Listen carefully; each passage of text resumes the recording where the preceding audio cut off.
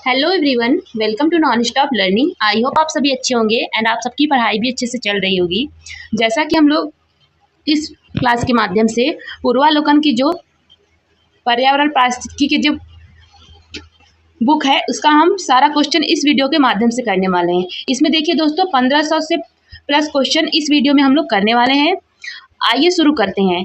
आपका कोई सा भी एग्जाम है, UP PCS, UP triple SC में अगर जो भी पर्यावरण पारिस्थितिकी से जो भी क्वेश्चन पूछे जाते हैं, लोअर पीसीएस या फिर जहाँ पे भी पर्यावरण पारिस्थितिकी से क्वेश्चन पूछे जाते हैं, इससे बाहर नहीं जाने वाला है। तो आइए शुरू करते हैं हम आज का क्लास। इसके पहले अगर आप चैनल पे फर्स्ट बार हैं तो चैनल को सब्सक्राइब जरूर कर लीजिएगा, बेल आइकन को ऑन कर लीजिएगा। इसमें देखिए हम थोड़ा सा उस पर एनालिसिस करते हुए थोड़ा सा थ्योरी समझाते हुए हम एमसीक्यू करेंगे। तो चलिए शुरू करते हैं आज की क्लास। वीडियो अच्छी लगी तो वीडियो को लाइक एंड अपने दोस्तों में शेयर जरूर करिएगा। आप लोगों के थोड़े से लाइक एंड शेयर से हमें मोटिवेशन मिलता है इसी तरीके के और भी क्लासेस लाने के लिए। आइए शुरू करते हैं बिना कोई टाइम वेस्ट किए हुए। देखिए इसमें सारे टॉपिक कवर है पर्यावरण पारिस्थितिकी के। इसमें सतत पर्यावरण एवं सतत विकास, पारिस्थितिकी, जैव विविधता, हरित ग्रीन प्रभाव, ये सारे टॉपिक कवर हैं। तो आइए शुरू करते हैं।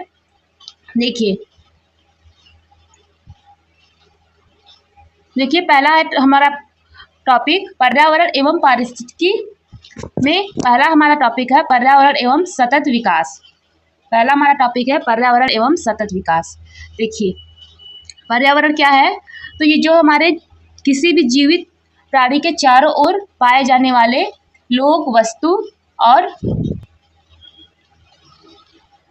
स्थान पर्यावरण कहलाते हैं। आइए देखते हैं, इसको समझ लेते हैं। देखिए पर्यावरण क्या है, इसमें वायुमंडल, जैव मंडल, स्थल मंडल, जल मंडल सभी शामिल हैं। जैव मंडल में देखिए पौधे, जंतु दोनों हैं। जल मंडल में हिमनद, झील, नदी, सागर सारे हैं। और स्थल मंडल में पर्वत, मैदान, पठार ये सारे हैं। इस प्रकार देखिए पर्यावरण एवं पारिस्थितिकी उसकी अंतःक्रियाएं इन सबसे मिलकर बनी होती हैं। अब देख लेते हैं थोड़ा सा इसमें। देखिए जैविक जो है, देखिए पर्यावरण के मुख्यतः दो संगठक है। इसमें देखिए अजैविक में स्थल, वायु, जल आदि, और जैविक में पादप, जंतु, सूक्ष्म जीव। देखिए मैं इसमें बस इंपॉर्टेंट जो चीज़ें हैं उसको कवर करूँगी, बाकी सारी चीज़ें हम क्वेश्चन के माध्यम से कर लूँगी। आपका कुछ भी छूटेगा नहीं, क्योंकि वीडियो बहुत ज़्यादा मतलब क्लासेस लंबी भी ना हो और सारी चीज़ें हमारी कवर भी हो जाए। हमें इस प्रकार हम लोग चलने वाले हैं। अब देखिए पर्यावरण के घटकों की हम चर्चा करेंगे। इसमें प्राकृतिक घटक में स्थल, वायु, जल और सजीव है। और मानव निर्मित में इमारतें, पार्क, पुल, सड़क, स्मारक, उद्योग है। आगे है नेक्स्ट, देखिए इसमें मानव निर्मित। देखिए पर्यावरण के घटकों को तीन हिस्सों में विभाजित किया गया है: प्राकृतिक, मानव निर्मित और मानव द्वारा। इसमें राजनीतिक, आर्थिक, शैक्षिक, धर्म, समुदाय, परिवार और व्यक्ति सब शामिल हैं। आइए चलते हैं इसके प्रश्नों की ओर। पहला प्रश्न दिया है, पर्यावरण से क्या अभिप्राय है? तो पर्यावरण से अभिप्राय है भूमि, जल, वायु, पौधे एवं पशुओं की प्राकृतिक दुनिया जो इसके चारों ओर अस्तित्व में है। दूसरा कथन है उन संपूर्ण दशाओं का योग जो व्यक्ति की एक समय बिंदु घेरे होती है। और आगे है भौतिक, जैविक एवं सांस्कृतिक तत्वों के अंतरक्रियात्मक व्यवस्था को अंतर संबंधित है। तो यहाँ पे देखिए ये जो तीनों कथन है ये तीनों ही पर्यावरण से इनका अभिप्राय है। नेक्स्ट चलते हैं अगले प्रश्न में। पर्यावरण किससे बनता है? तो पर्यावरण देखिए जैविकी घटकों, अजैविक घटकों और भू आकृति घटकों, इन सभी से मिलकर पर्यावरण बना हुआ है। आगे है सामान्यतः पर्यावरण को निम्न प्रकार से वर्गीकृत किया जा सकता है। निम्न में से इस वर्गीकरण का अंश कौन सा नहीं है? देखिए भौतिक पर्यावरण, जैविक पर्यावरण और सांस्कृतिक पर्यावरण है, लेकिन परिचालन पर्यावरण ये कोई पर्यावरण के वर्गीकरण नहीं है। ऑप्शन नंबर ए राइट हो जाएगा।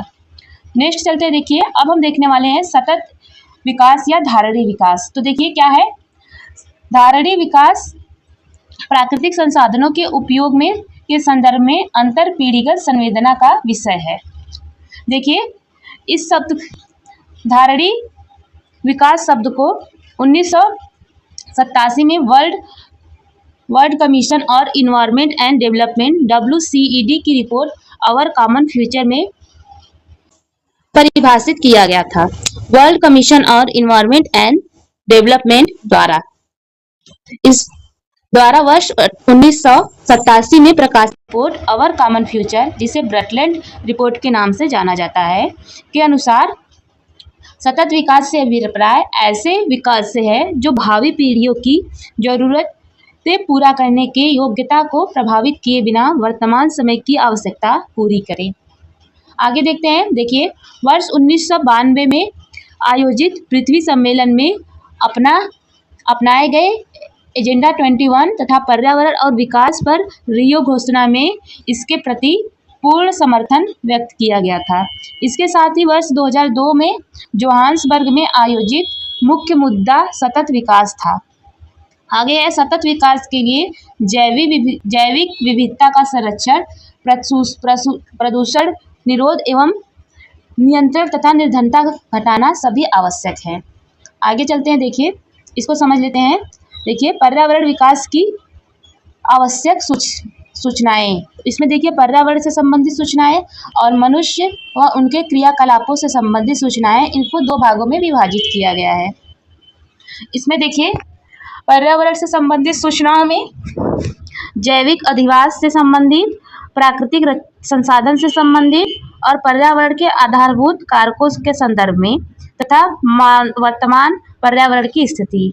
और आगे है, देखिए, मनुष्य व उसके क्रियाकलाप से संबंधित सूचनाओं में जनसंख्या वृद्धि दर, जनसंख्या का आकार, विभिन्न संसाधन एवं खाद्य उपलब्धता, गैर अनिवार्य संरचनात्मक सुविधाएं और औसत जीवन विकास स्तर और तकनीकी स्तर। आगे देखिए, सतत विकास लक्ष्यों को 25 सितंबर 2015 को संयुक्त राष्ट्र महासभा ने 2030 एजेंडा के तहत अपनाया था। धारणीय विकास के प्रति विभिन्न प्रकार के लक्ष्य निर्धारित हैं, जिन्हें वर्ष 2030 तक प्राप्त करना है। जून 2012 में ब्राजील की रियो डी जेनेरियो में संयुक्त राष्ट्र सतत विकास सम्मेलन रियो 20 आयोजित हुआ था, जिससे सदस्यों ने द फ्यूचर वी वांट शीर्षक वाले दस्तावेज को अपनाया था। आगे देखेंगे हम अब। ध्यातव्य है कि 17 धारणीय विकास लक्ष्य, देखिए 17 जो हमारे SDG है उनको हम देखने वाले हैं। इनका देखिए कभी कभी क्रम पूछ लेता है। तो देखिए, पहला हमारा है गरीबी की समाप्ति, दूसरा SDG है भूखमरी से मुक्ति, तीसरा है अच्छा स्वास्थ्य और कल्याण, चौथा है गुणवत्तापूर्ण शिक्षा, और पांचवा है लैंगिक समानता, छठा है स्वच्छ जल एवं स्वच्छता, सातवां है किफायती और स्वच्छ जल, आगे है उत्कृष्ट कार्य और आर्थिक वृद्धि, फिर 9वां है उद्योग नवाचार और बुनियादी ढांचा, 10वां है असमानताओं में कमी, 11वां है सतत शहर और समुदाय, 12वां है जिम्मेदारी के साथ उपभोग और उत्पादन, 13वां है जलवायु कार्रवाई, 14वां है जलीय जीवों की सुरक्षा, 15वां है स्थलीय जीवों की सुरक्षा, 16वां है शांति न्याय और सशक्त संस्थान, और 17वां है लक्ष्यों के लिए भागीदारी। देखिए, SDG 3 सभी आयु वर्ग के लोगों के लिए स्वस्थ जीवन सुनिश्चित करती है तथा उनके कल्याण को बढ़ावा देती है।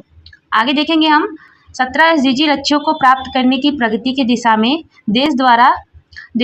विभिन्न देशों द्वारा प्रयासों की प्रगति जानने हेतु sustainable development goal index SDG index का निर्माण किया गया है। देखिए, इस सूचकांक का निर्माण सतत विकास लक्ष्यों से जुड़े चयनित संकेतों के आंकड़ों के आधार पर किया जाता है। सतत विकास रिपोर्ट 2025 के आधार पर जारी विकास लक्ष्य सूचकांक 2025 में भारत 99वें स्थान पर है, वो 67.0 स्कोर के साथ। देखिए, सतत विकास सूचकांक 2025 में शामिल शीर्ष 10 देश, इसमें देखिए पहले पे फिनलैंड, सेकंड पे स्वीडन है, थर्ड पे डेनमार्क है, और फोर्थ पे जर्मनी, और फिफ्थ पे फ्रांस, 6 स्थान पे ऑस्ट्रेलिया, 7वें पे नॉर्वे, और 8वें पे क्रोएशिया, 9वें पे पोलैंड, और 10वें पे चेक रिपब्लिक है। देखिए, संयुक्त राष्ट्र महासभा यूएनजीए द्वारा भारत की ओर से एक प्रस्ताव स्वीकार किया गया, जिसके तहत वर्ष 2023 को यूएन द्वारा अंतर्राष्ट्रीय मिलेट्स वर्ष घोषित किया गया। विदित है कि वर्ष 2024 को संयुक्त राष्ट्र महासभा ने अंतर्राष्ट्रीय कैमिलेट्स वर्ष घोषित किया था। वर्ष 2025 को संयुक्त राष्ट्र महासभा ने क्वांटम और वित्त प्रौद्योगिकी का वर्ष घोषित किया था और साथ ही ग्लेशियरों का संरक्षण, अंतर्राष्ट्रीय सहकारिता वर्ष और शांति और विश्वास का आंतरिक वर्ष घोषित किया। वर्ष 2026 के लिए संयुक्त राष्ट्र महासभा ने अंतर्राष्ट्रीय चारागाह एवं पशुचालक वर्ष घोषित किया। 2026 में देखिए, याद रखिएगा, इससे क्वेश्चन पूछ सकता है कि 2026 के लिए संयुक्त राष्ट्र महासभा ने अंतर्राष्ट्रीय चारागाह एवं चारा पशुचालक वर्ष सतत विकास के लिए घोषित किया। 2027 के लिए देखिए, लचीले पर्यटन और अंतर्राष्ट्रीय वर्ष तथा अंतर्राष्ट्रीय विधिक साक्षरता वर्ष घोषित किया। देखिए, 2026 के लिए चारागाह एवं पशुपालक वर्ष तथा सतत विकास के लिए स्वयं सेवकों का अंतर्राष्ट्रीय वर्ष और अंतर्राष्ट्रीय महिला किसान वर्ष, 3 चीजें घोषित की गई थी। आगे है देखिए, संयुक्त राष्ट्र महासभा ने 2029 को क्षुद्रग्रह जागरूकता और देखिए आगे है, सतत या धारणीय कृषि से आशा है ऐसी कृषि उत्पादन प्रणाली जो वर्तमान भविष्य की आवश्यकताओं को पूरा करते हुए पर्यावरण व प्राकृतिक संसाधन आधार जैसे भूमि, जल, जैविक विविधता आदि की रक्षा एवं संवर्धन करे, आर्थिक एवं सामाजिक रूप से टिकाऊ रहे। देखिए, पर आर्थिक समीक्षा 2025-26 के अनुसार वर्तमान में भारत की 4.1% जनसंख्या कृषि और संबद्ध क्षेत्रों पर निर्भर है। देखिए, जैव उर्वरक का प्रयोग किया जा रहा है। इसमें देखिए, उल्लेखनीय है कि टिकाऊ कृषि के लिए राष्ट्रीय mission, national mission for sustainable agriculture वर्ष 2014-15 से चल रहा है। इस मिशन में जलवायु परिवर्तन राष्ट्रीय कार्य योजना एक भाग है। आगे देखिए, क्लब ऑफ रोम में 150 विधि विचार नेताओं ने पर्वतकारियों का एक अंतर्राष्ट्रीय मंच है। आगे देखिए, नीति आयोग ने जुलाई 2024 में सतत विकास लक्ष्य भारत सूचकांक 2023-24 जारी किया। इस सूचकांक में SDG स्कोर के अनुसार शामिल अग्रणी राज्यों में झारखंड, केरल को समान सर्वोच्च स्कोर प्राप्त हुआ। इसके पश्चात तमिलनाडु का स्कोर 78, गोवा और हिमाचल प्रदेश दोनों का स्कोर 77, इस प्रकार अन्य का स्कोर रहा। आगे देखिए, अब हम चलते हैं इसके प्रश्नों की ओर। दोस्तों, प्रश्नों के माध्यम से जो भी हम बचा है उनको कवर कर लेंगे, सारी चीज़ें जो नोट्स में दी हैं। देखिए, कथन है, सतत विकास एवं मानव समाज के कल्याण हेतु महत्वपूर्ण है। सतत विकास मानव समाज के कल्याण हेतु महत्वपूर्ण है। आगे देखिए, कारण है, सतत विकास से अभिप्राय ऐसे विकास से है जो भावी पीढ़ियों की जरूरतें पूरा करने की योग्यता को प्रभावित किए बिना वर्तमान समय की आवश्यकता को पूरा करे। तो यहाँ पे राइट आंसर हो जाएगा ऑप्शन नंबर ए और दोनों सही है और आर कथन ए की सही व्याख्या करता है। ऑप्शन नंबर ए राइट हो जाएगा। नेक्स्ट प्रश्न है, वर्ष 1987 में संयुक्त राष्ट्र में पर्यावरण से संबंधित एक प्रतिवेदन की प्रस्तुति के उपरांत धारणीय विकास सस्टेनेबल डेवलपमेंट पर चर्चा आरंभ हुई। वह प्रतिवेदन था, तो वह कौन सा था? Our common future. Option number B right हो जाएगा। देखिए, वर्ष 1947 में संयुक्त राष्ट्र में पर्यावरण से संबंधित एक प्रतिवेदन या रिपोर्ट हमारा साझा भविष्य के नाम से प्रस्तुत किया गया था। इस रिपोर्ट को ब्रटलैंड रिपोर्ट के नाम से जाना जाता है। इस रिपोर्ट में धारणीय विकास को परिभाषित किया गया था। आगे देखिए, नेक्स्ट प्रश्न है, निम्नलिखित घटनाओं को कालानुक्रमिक में व्यवस्थित करना है। इसमें देखिए, रियो पृथ्वी सम्मेलन, Brundtland report, Montreal protocol, the limits to growth report प्रकाश है। इसमें देखिए राइट आंसर हो जाएगा। देखिए, इसको हम चलते हैं इसकी घटनाक्रम की ओर। इसमें देखिए, सबसे पहले हो जाएगा the limit to growth report 1972 में आया, ब्रटलैंड रिपोर्ट 1987 में आया और मॉन्ट्रियल प्रोटोकॉल परिवर्तन ये 1979 में, और रियो पृथ्वी सम्मेलन 1992 में आया। आगे प्रश्न है, धारणीय विकास किसके उपयोग के संदर्भ में अंतर पीढ़ीगत संवेदनशीलता का विषय है? तो ये प्राकृतिक साधन के, ऑप्शन नंबर ए राइट हो जाएगा। आगे है, सतत विकास के लिए आवश्यक है, तो क्या आवश्यक है? जैविक विविधता का संरक्षण, प्रदूषण का निरोध एवं नियंत्रण और निर्धनता को घटाना, ये सभी सतत विकास के लिए आवश्यक है। आगे चलते हैं, नेक्स्ट प्रश्न है, निम्नलिखित में से कौन सा सतत विकास लक्ष्य नहीं है जिसे वर्ष 2030 तक प्राप्त करने का लक्ष्य रखा गया है? तो यहाँ राइट आंसर हो जाएगा अंतरिक्ष अनुसंधान, ऑप्शन नंबर बी राइट हो जाएगा। देखिए, SDG 5 लैंगिक समानता से है, तथा SDG 2 शून्य भूखमर से, तथा SDG 3 अच्छा स्वास्थ्य एवं भलाई से संबंधित है, जबकि अंतरिक्ष अनुसंधान इसमें शामिल नहीं है। आगे है, धारणीय विकास लक्ष्य पहली बार 1972 में एक वैश्विक विचार मंडल थिंक टैंक ने, जिसे क्लब ऑफ रोम कहा जाता था, प्रस्तावित किया था। आगे है, धारणीय विकास लक्ष्य 2030 तक प्राप्त किए जाने हैं, तो यहाँ पे राइट आंसर हो जाएगा ऑप्शन नंबर बी केवल 2। देखिए, आगे चलते हैं, सतत विकास का क्या है? तो सतत विकास क्या है? आर्थिक विकास, पर्यावरणीय विकास, सामाजिक विकास, ये सभी हैं सतत विकास। आगे चलते हैं, देखिए नेक्स्ट देखते हैं, सतत विकास लक्ष्य 2017 के सूचकांक में भारत का कौन सा स्थान है?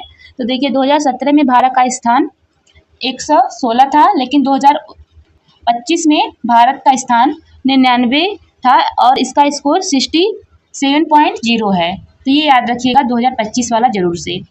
आगे है नेक्स्ट, निम्नलिखित में से कौन सा भारत के धारणीय विकास लक्ष्य सूचकांक 2019-20 के शीर्ष 5 राज्यों की सूची में नहीं है? तो ये गुजरात है, ऑप्शन नंबर ए राइट हो जाएगा। आगे चलते देखिए, नीति आयोग द्वारा हाल ही में जारी सतत विकास लक्ष्य SDG सूचकांक इंडिया सूचकांक 2019 के अनुसार कौन सा राज्य प्रथम पर है? तो ये Kerala, option number D right हो जाएगा। देखिए नेक्स्ट है, धारणीय कृषि का अर्थ है, तो धारणीय कृषि का क्या अर्थ है? भूमि का इस प्रकार प्रयोग की उसकी गुणवत्ता अक्षुण्ण बनी रहे, ऑप्शन नंबर सी राइट हो जाएगा। आगे है, वर्तमान में जनसंख्या के सुखों का परित्याग किए बिना भविष्य के लिए ऊर्जा एवं अन्य संसाधनों की बचत निम्न में से कौन सी अवधारणा को परिभाषित करता है? तो यहाँ राइट आंसर हो जाएगा समपोषणी विकास, ऑप्शन नंबर सी राइट हो जाएगा। आगे है, निम्न में से कौन सा सतत विकास लक्ष्य भारत में वर्ष 2030 तक सभी के लिए पानी की उपलब्धता और इसे स्थायी प्रबंधन को लक्षित करता है? तो ये SDG 6 करता है, ऑप्शन नंबर ए राइट हो जाएगा।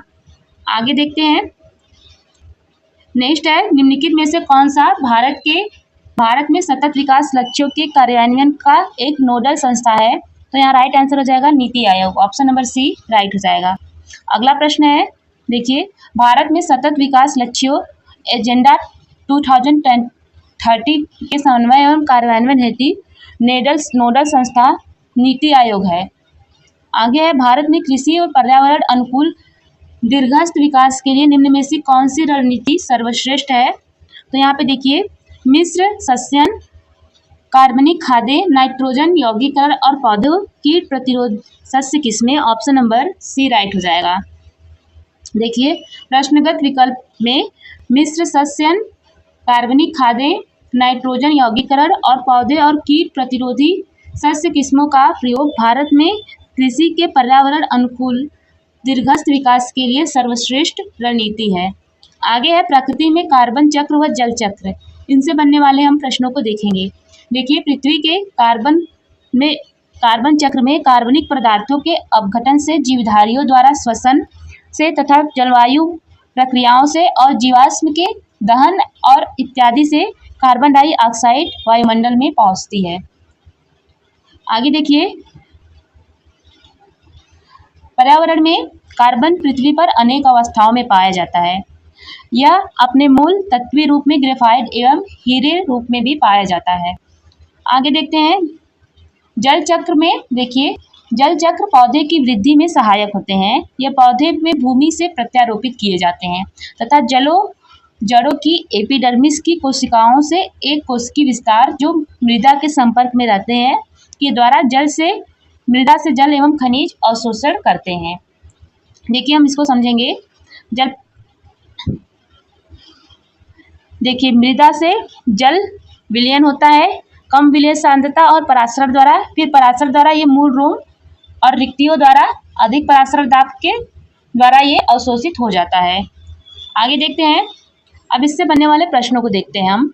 देखिए पहला प्रश्न है, निम्न में से पृथ्वी ग्रह पर कार्बन चक्र में कार्बन डाइऑक्साइड का योगदान करता है। तो ये ज्वालामुखी क्रिया, श्वसन और जैव पदार्थ का क्षय, ये तीनों ही करते हैं। इस प्रकार हमारा राइट आंसर हो जाएगा ऑप्शन नंबर सी। देखिए पृथ्वी के कार्बन चक्र में जैव पदार्थों के, यहाँ पे देखिए पूछा है पृथ्वी के कार्बन चक्र में कार्बन डाइऑक्साइड का योगदान कौन करते हैं। तो देखिए इसमें पृथ्वी के कार्बन चक्र में जैव पदार्थों के क्षय से, जीवधारियों द्वारा श्वसन की प्रक्रिया से तथा जलमुखी प्रक्रियाओं से, जीवाश्म के दहन इत्यादि से कार्बन डाइऑक्साइड वायुमंडल में पहुंचती है। स्वपोषित पौधे प्रकाश संश्लेषण की क्रिया द्वारा कार्बोहाइड्रेट्स के निर्माण में वायुमंडलीय कार्बन डाइऑक्साइड ग्रहण करते हैं, न कि विमोचित करते अथवा जोड़ते हैं। आगे है, अधोलिखित में से कौन सा पृथ्वी के कार्बन चक्र में कार्बन डाइऑक्साइड की मात्रा को नहीं बढ़ाता। तो ये प्रकाश संश्लेषण, ऑप्शन नंबर बी राइट हो जाएगा। आगे है, सौर विकिरण की सबसे महत्वपूर्ण भूमिका है। तो ये क्या है, जल चक्र में, ऑप्शन नंबर सी राइट हो जाएगा। आगे चलते नेक्स्ट प्रश्न है, वर्षा की मात्रा निर्भर करती है तो ये किस पे, वायुमंडल में उपस्थित नमी पर, ऑप्शन नंबर बी राइट हो जाएगा। आगे है, कई प्रतिरोपित पौधे इसलिए नहीं बढ़ते क्योंकि देखिए इनके प्रतिरोपण के दौरान अधिकांश मूल रोम इनके नष्ट हो जाते हैं, जिससे ये मृदा से जल एवं खनिजों का अवशोषण नहीं कर पाते हैं, इसलिए ये नहीं बढ़ते। आगे है, अब हम देखेंगे वायुमंडल से बनने वाले प्रश्नों को। देखिए संगठन के आधार पर तत्व, यौगिक और मिश्रण के रूप में वायु को वर्गीकृत किया जाता है। तो वायु मुख्यतः देखिए एक मिश्रण है। इसमें देखिए nitrogen 78%, oxygen 20.95%, argon 0.93%, carbon dioxide 0.04%, neon 0.0018%, helium 0.0005%, krypton 0.001%, hydrogen 0.0005%, xenon 0.00009%। आगे है, देखिए प्रकाश संश्लेषण के दौरान ऑक्सीजन और कार्बन डाइऑक्साइड का संतुलन किस प्रकार होता है। देखिए इस आप डायग्राम से समझ सकते हैं। जंतुओं द्वारा कार्बन डाइऑक्साइड का उत्पादन होता है, फिर उसके बाद ये ऑक्सीजन में परिवर्तित होता है। आगे देखते हैं। देखिए इसमें पहला प्रश्न है, पृथ्वी के चारों ओर कौन से गैसों के समूह को क्या कहते हैं हम। पृथ्वी के चारों ओर गैसों के समूह को क्या कहा जाता है, इसे वायुमंडल कहते हैं, ऑप्शन नंबर सी राइट हो जाएगा। आगे प्रश्न है, वायु एक है, तो वायु क्या है, एक मिश्रण है, ऑप्शन नंबर सी राइट हो जाएगा। आगे प्रश्न है, निम्नलिखित नोबेल गैसों में से कौन सी वायु में नहीं पाई जाती। तो वायु में रेडॉन नहीं पाई जाती, ऑप्शन नंबर सी राइट हो जाएगा। आगे है, शुष्क हवा में नाइट्रोजन की मात्रा होती है तो कितने प्रतिशत होती है, 78%, ऑप्शन नंबर डी राइट हो जाएगा। आगे है, वातावरण में सर्वाधिक प्रतिशत है तो ये नाइट्रोजन का, ऑप्शन नंबर सी राइट हो जाएगा। आगे है, हवा में जिस गैस की मात्रा सबसे अधिक है वह है कौन सी, nitrogen gas, option number D right हो जाएगा। आगे है, यदि पृथ्वी पर पाए जाने वाली संपत्तियां समाप्त हो जाए तो किस गैस की कमी हो जाएगी। देखिए पृथ्वी पे अगर वनस्पतियां समाप्त हो जाएंगी तो ऑक्सीजन की कमी हो जाएगी, ऑप्शन नंबर सी राइट हो जाएगा। आगे निम्नलिखित में से कौन सा कार्य पेड़ पौधों का नहीं है। तो देखिए ऑप्शन नंबर यहाँ पे सी, वायु का प्रदूषण ये पेड़ पौधे नहीं करते, जबकि कार्बन डाइऑक्साइड का अवशोषण शोर का अवशोषण और ऑक्सीजन की विमुक्ति, ये तीनों कार्य पेड़ पौधे करते हैं। अगला प्रश्न है, पृथ्वी के वायुमंडल में मौजूद ऑक्सीजन का अमेजन में प्रकाश संश्लेषण के दौरान अनुमानित उत्पादन है, तो ये 20%। ऑप्शन नंबर डी राइट हो जाएगा। देखिए, एनसीईआरटी के अनुसार अमेजन वन पृथ्वी के वायुमंडल को लगभग 20% ऑक्सीजन प्रकाश संश्लेषण द्वारा प्रदान करता है। अमेजन वन को पृथ्वी का फेफड़ा कहते हैं। अमेजन वन विशाल उष्णकटिबंधीय वर्षा वन है जो दक्षिण अमेरिका महाद्वीप में अमेजन और इसकी सहायक नदियों के बेसिन में स्थित है। आगे नेक्स्ट प्रश्न देखिए, पर्यावरण सुरक्षा से बनने वाले प्रश्नों को हम देखेंगे। देखिए, इसका पहला प्रश्न है, पर्यावरण अपकर्ष से अभिप्राय है। तो पर्यावरण अपकर्ष से अभिप्राय है मानव क्रियाकलाप के विपरीत परिवर्तन, मानव क्रियाकलाप से विपरीत परिवर्तन लाना। ऑप्शन नंबर बी राइट हो जाएगा। देखिए, आगे चलते हैं। देखिए, पर्यावरण अपकर्ष से यही आशा है कि मानव क्रियाकलाप से जो पर्यावरण को क्षति हो रही है। आगे है, अपक्षय का विचार संबंधित है। तो ये किससे संबंधित है? ऑप्शन नंबर सी राइट हो जाएगा। एक प्राकृतिक क्रिया जो चट्टानों को सूक्ष्म कणों में विभक्त करती है। ऑप्शन नंबर सी राइट हो जाएगा। आगे निम्न में से एक का संबंध पर्यावरणीय सुरक्षा से नहीं है। किसका संबंध? देखिए, गरीबी कम करना ये पर्यावरण संरक्षण से संबंधित नहीं है, जबकि धारणीय विकास, वातानुकूलन और कागज के थैले का प्रयोग ये पर्यावरण सुरक्षा से संबंधित है। अगले प्रश्न पे चलते हैं। अब हम पृथ्वी सम्मेलन रियो समिट से बनने वाले प्रश्नों को देखने वाले हैं। इसको देखिए, माइंड मैप से समझ लेते हैं हम। देखिए, आइए चलते हैं हम डायरेक्ट प्रश्नों पे दोस्तों, क्योंकि प्रश्नों के माध्यम से इसमें सारे कवर हो जाएंगे। इसमें पहला प्रश्न है, पहला पृथ्वी सम्मेलन कहाँ हुआ था? तो ये रियो डी जेनेरियो में हुआ था। देखिए, संयुक्त राष्ट्र द्वारा पर्यावरण एवं सतत विकास पर पहला पृथ्वी सम्मेलन वर्ष 1992 में रियो डी जेनेरियो में आयोजित किया गया था। अंतर्राष्ट्रीय स्तर पर पर्यावरण संरक्षण एवं विकास के दिशा में यह महत्वपूर्ण प्रयास था। आगे प्रश्न है, पृथ्वी शिखर सम्मेलन का आयोजन किया गया था। तो ये कहाँ किया गया था? रियो में। ऑप्शन नंबर बी राइट हो जाएगा। अगला प्रश्न है, रियो डी जेनेरियो में संपन्न अंतर्राष्ट्रीय सम्मेलन था। तो ये संयुक्त राष्ट्र पर्यावरण एवं विकास सम्मेलन। ऑप्शन नंबर ए राइट हो जाएगा। देखिए, रियो डी जेनेरियो ब्राजील में वर्ष 1992 में संपन्न पृथ्वी सम्मेलन था और संयुक्त राष्ट्र का पर्यावरण एवं विकास सम्मेलन था। नेक्स्ट है, भूमंडलीय पर्यावरण सुविधा से के संदर्भ में निम्न में से कौन सा कथन सही हो जाएगा? तो देखिए, इसमें पहला कथन सही हो जाएगा। यह जैव विविधता पर अभिसमय एवं जलवायु परिवर्तन पर संयुक्त राष्ट्र ढांचा अभिसमय के लिए वित्तीय क्रियाविधि के रूप में काम करता है। आगे प्रश्नों पे चलते हैं। नेक्स्ट है, वैश्विक पर्यावरण सुरक्षा GEF के बारे में निम्न में से कौन सा कथन सही है? तो यहाँ पे देखिए, पहला कथन है, प्रारंभिक GEF स्थापित करने की सहमति 1990 में की गई। दूसरा है, UNDP, UNEP और वैश्विक जैव GEF परियोजनाओं को लागू करने वाले प्रारंभिक भागीदार थे। और अगला है, भारत GEF का दाता एवं प्राप्तकर्ता दोनों है। तो यहाँ पे राइट आंसर हो जाएगा ऑप्शन नंबर डी। उपयुक्त में से सभी कथन सही हो जाएंगे। अगला प्रश्न है, वैश्विक पर्यावरण सुविधा के संदर्भ में निम्न में से कौन सा कथन सही है? तो यहाँ राइट आंसर हो जाएगा ऑप्शन नंबर एक। इसमें केवल पहला कथन सत्य है। इसकी स्थापना वर्ष 1991 में हुई थी। आगे देखिए, एजेंडा 21 से बनने वाले प्रश्नों को देखेंगे अब हम। देखिए, इसको समझते हैं माइंड मैप द्वारा। देखिए, स्टॉकहोम सम्मेलन कब हुआ था? वर्ष 1972 में। ये 20वीं वर्षगांठ इसकी पृथ्वी शिखर सम्मेलन 1992 में मनाई गई। इसका कार्य योजना एजेंडा 21 था।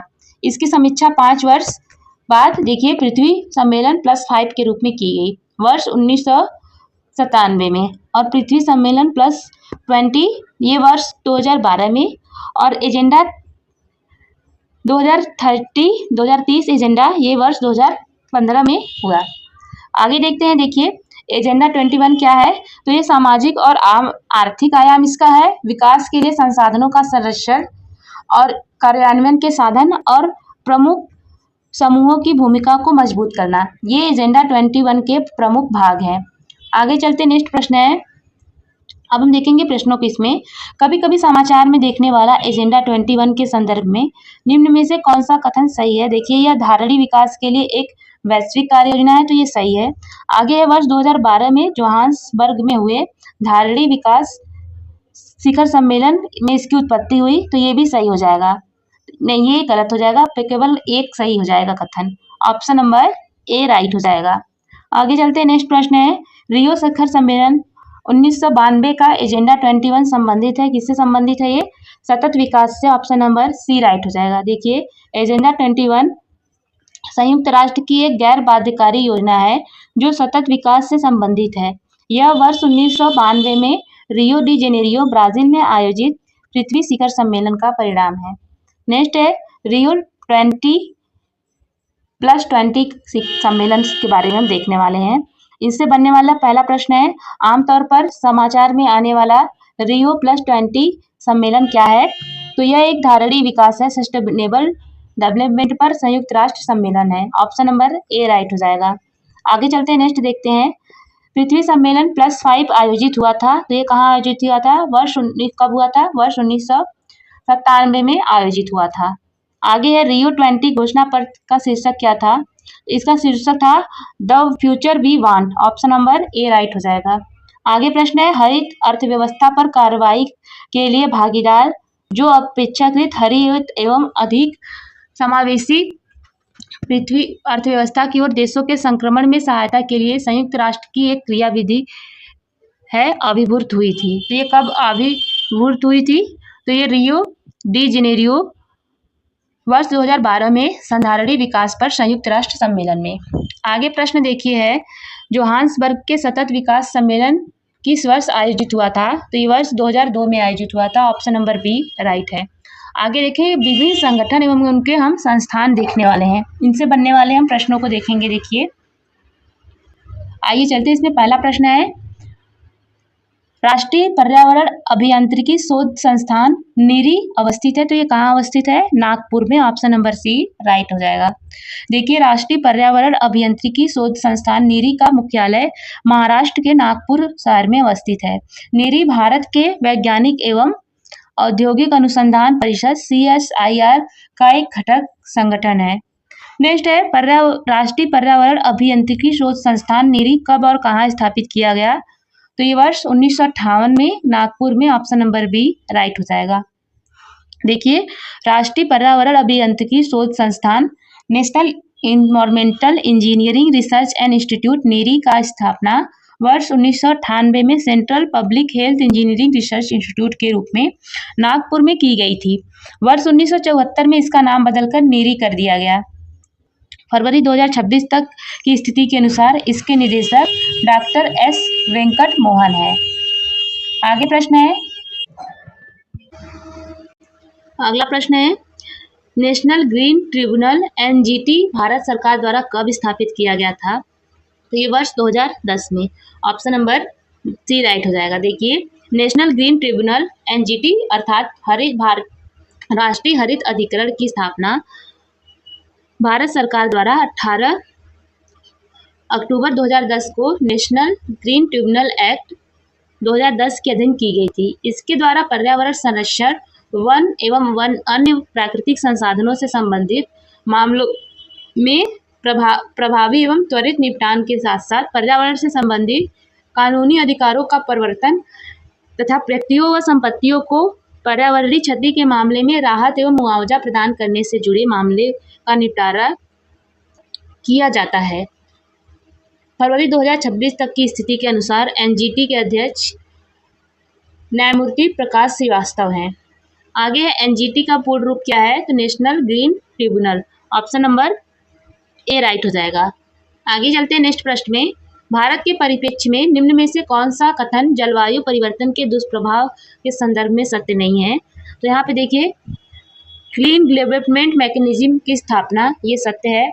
नेशनल एडाप्टेशन फंड के अंतर्गत 100 करोड़ रुपए का प्रारंभिक कोष का निवेश। और तीसरा दिया है, हाल ही में दक्षिण अफ्रीका के सन सिटी में आयोजित बेसिक की 19वीं बैठक में शामिल न होना, तो ये गलत है। तो यहाँ पे देखिए, इसमें से ऑप्शन नंबर सी सही नहीं है। आगे चलते हैं, नेक्स्ट प्रश्न है, पर्यावरण में देखिए राष्ट्रीय हरित न्यायाधिकरण अधिनियम 2010 के अनुसार इसमें इसमें कथन दिए गए हैं, उनका सही कथन का चयन करना है। इसमें देखिए पहला कथन है स्वस्थ पर्यावरण के अधिकार के अनुरूप जो अनुच्छेद 19 के अंतर्गत जीवन के अधिकार का अंग माना जाता है। आगे है अनुच्छेद 275 के अंतर्गत अनुसूचित जातियों के कल्याण हेतु अनुसूचित क्षेत्रों में प्रशासन का स्तर बढ़ाने के लिए प्रावधानित अनुदान के अनुरूप है। आगे अनुच्छेद 243 ए के अंतर्गत उल्लिखित ग्राम सभा की शक्तियों और कार्यों के अनुरूप प्रारूप है। तो यहाँ पे देखिए केवल कथन एक सत्य हो जाएगा, ऑप्शन नंबर इस प्रकार ए राइट हो जाएगा। देखिए राष्ट्रीय हरित अधिनियम 2010 भारत में न्यायिक निर्णयों और द्वारा अनुच्छेद 21 के तहत प्रत्येक व्यक्ति के जीवन के अधिकार का अंग माना गया है, जो स्वास्थ्य स्वच्छ पर्यावरण और का अधिकार के अनुरूप है। इस अधिनियम में देश के राष्ट्रीय हरित अधिकरण नेशनल ग्रीन ट्रिब्यूनल के गठन का प्रावधान किया गया है। आगे प्रश्न है राष्ट्रीय हरित अधिकरण किस प्रकार केंद्रीय प्रदूषण नियंत्रण बोर्ड से भिन्न है? तो यहाँ पे देखिए राइट आंसर हो जाएगा ऑप्शन नंबर बी। देखिए एनजीटी का गठन एक अधिनियम द्वारा किया गया, जबकि सीपीसीबी का गठन सरकार के कार्यान्वयन कार्यपालक आदेश द्वारा किया गया। आगे है एनजीटी पर्यावरणीय न्याय उपलब्ध कराता है और उच्चतर न्यायालयों में मुकदमों के भार को कम करने में सहायता करता है, जबकि सीपीसीबी झरनों और कुओं की सफाई को प्रोत्साहित करता है तथा देश में वायु की गुणवत्ता में सुधार करने का लक्ष्य रखता है। इस प्रकार यहाँ पे केवल ऑप्शन नंबर बी राइट हो जाएगा। अगला प्रश्न है राष्ट्रीय हरित ट्रिब्यूनल प्रभावी हुआ था, तो कब प्रभावी हुआ था? अक्टूबर 2010 से। ऑप्शन नंबर ए राइट हो जाएगा। आगे अब हम देखेंगे पर्यावरण परीक्षा उपयोगी तथ्य यहाँ पे दिए हैं, उनसे बनने वाले प्रश्न को देखेंगे। देखिए इसको हम समझ लेते हैं क्योंकि ये इंपॉर्टेंट है। देखिए दोस्तों प्राकृतिक पर्यावरण वनस्पति जलवायु का सही सूचकांक तथा वायुमंडल में ग्रीन हाउस गैसों की बढ़ती सांद्रता के कारण जलवायु परिवर्तन से प्राकृतिक वनस्पति में भी परिवर्तन हो रहे हैं। जल प्रिय पौधे वे हैं जो जल में जैसे वाटर दलदली भूमि तालाबों नदी के किनारे पाए जाते हैं। इनका क्षरण मुख्यतः जल स्तर घटने निकासी या मृदा जल स्फीति कम होने या आर्द्र भूमियों के सूखने से होता है। आगे देखिए इकोमार्क क्या है? यह सप्रमाण प्रमाण चिन्ह उन उपभोक्ता उत्पादों को दिया जाता है जो भारतीय मानक के निर्धारित पर्यावरणीय मानदंडों एवं गुणवत्ता आवश्यकताओं को पूरा करते हैं। यह परिमाण चिन्ह भारतीय मानक bureau of Indian standard BIS द्वारा वर्ष 1991 से प्रारंभ किया गया था। 26 सितंबर 2024 को अधिसूचित इकोमार्क अधिनियम 2024 ने वर्ष 2024 ने 1991 के इकोमार्क योजना को प्रतिस्थापित किया। वर्तमान में इस योजना का क्रियान्वयन केंद्रीय प्रदूषण नियंत्रण बोर्ड CPCB द्वारा भारतीय मानक ब्यूरो BIS के साथ भागीदार किया गया है। आगे देखिए अनियोजित अनीतिगत नगरीकरण असतत औद्योगिकरण संतुलित विकास पर्यावरण पारिस्थितिकी एवं जैव विविधता के संरक्षण तीनों के लिए हानिकारक है। आगे देखिए हरित ग्रीन आगे देखिए इससे बनने वाले हम प्रश्नों को देखेंगे। पहला देखिए प्रश्न है प्राकृतिक वनस्पति जलवायु का सही सूचकांक है। जल प्रिय पौधे आर्द्र जलवायु में पाए जाते हैं। यहाँ पे राइट आंसर हो जाएगा ऑप्शन नंबर ए और आर दोनों सही हैं तथा RA की सही स्पष्टीकरण है। अगला प्रश्न चलते हैं इकोमार्क उन भारतीय उत्पादों को दिया जाता है जो पर्यावरण के प्रति मैत्रीपूर्ण हो। ऑप्शन नंबर सी राइट हो जाएगा। देखिए इकोमार्क प्रमाण चिन्ह उन उपभोक्ता उत्पादों को दिया जाता है जो भारतीय मानकों के पर्यावरणीय मानकों गुणवत्ता आवश्यकताओं को पूरा करती हैं। आगे इकोमार्क प्रतीक निम्नलिखित में से किससे संबंधित है? तो ये पर्यावरण के लिए सुरक्षा सामग्री से संबंधित है। ऑप्शन नंबर बी राइट हो जाएगा। आगे है पर्यावरण अनुकूलन उपभोक्ता उत्पादों को चिन्हित करने के लिए सरकार ने आरंभ किया, तो ये क्या किया? Ecomark. Option number B right हो जाएगा। आगे है वर्ष 1962 में प्रकाशित पुस्तक साइलेंट स्प्रिंग, जिससे विश्व के पर्यावरणीय आंदोलन को गति मिली। इसके लेखक कौन है? इसके लेखक रेचल कार्सन है। ऑप्शन नंबर सी राइट हो जाएगा। देखिए, साइलेंट स्प्रिंग पर्यावरण विज्ञान से संबंधित एक पुस्तक है, जिसकी लेखिका अमेरिकी विज्ञानी एवं संरक्षणविद रेचल कार्सन है। यह पुस्तक 27 सितंबर 1962 को प्रकाशित हुई थी। आगे प्रश्न चलते हैं, नेक्स्ट देखते हैं। नगरीकरण एवं औद्योगिकरण हानिकारक है, किस लिए ये? देखिए, संतुलित विकास के लिए, पर्यावरण एवं पारिस्थितिकी के लिए तथा जैव विविधता संरक्षण के लिए, इन तीनों के लिए ये नगरीकरण और औद्योगिकरण हानिकारक है। देखिए, अनियोजित अनगरीकरण, अति नगरीकरण और असतत औद्योगिकरण संतुलित विकास, पर्यावरण और पारिस्थितिकी तथा जैव विविधता के संरक्षण, इन तीनों के लिए हानिकारक है। आगे है हरित विकास के यानी ग्रीन डेवलपमेंट के लेखक कौन है? इसके लेखक है WM Adams. Option number D right होगा। हरित विकास ग्रीन डेवलपमेंट के लेखक WM एडम्स हैं। आगे है प्राकृतिक कृषि के अन्वेषक कौन है? तो प्राकृतिक कृषि के अन्वेषक मसानोबु फुकुओका हैं। ऑप्शन नंबर ए राइट हो जाएगा। देखिए, प्राकृतिक कृषि के अन्वेषक मसानोबु फुकुओका हैं, जो एक जापानी किसान एवं दार्शनिक थे। आगे पर्यावरण संरक्षण के लिए ग्रीन आर्मी किसने प्रारंभ किया था? तो ग्रीन आर्मी ऑस्ट्रेलिया ने प्रारंभ किया था। ऑप्शन नंबर सी राइट हो जाएगा। देखिए, पर्यावरण संरक्षण के लिए ऑस्ट्रेलियाई सरकार ने ग्रीन आर्मी को लॉन्च किया था। आगे है 20वीं सदी में 80 के दशक के मध्य विकास के नकारात्मक पक्षों का विस्तार से चर्चा की गई। निम्नलिखित में से कौन उसमें से एक नहीं था? तो ये राजनीति एवं विकास नहीं था।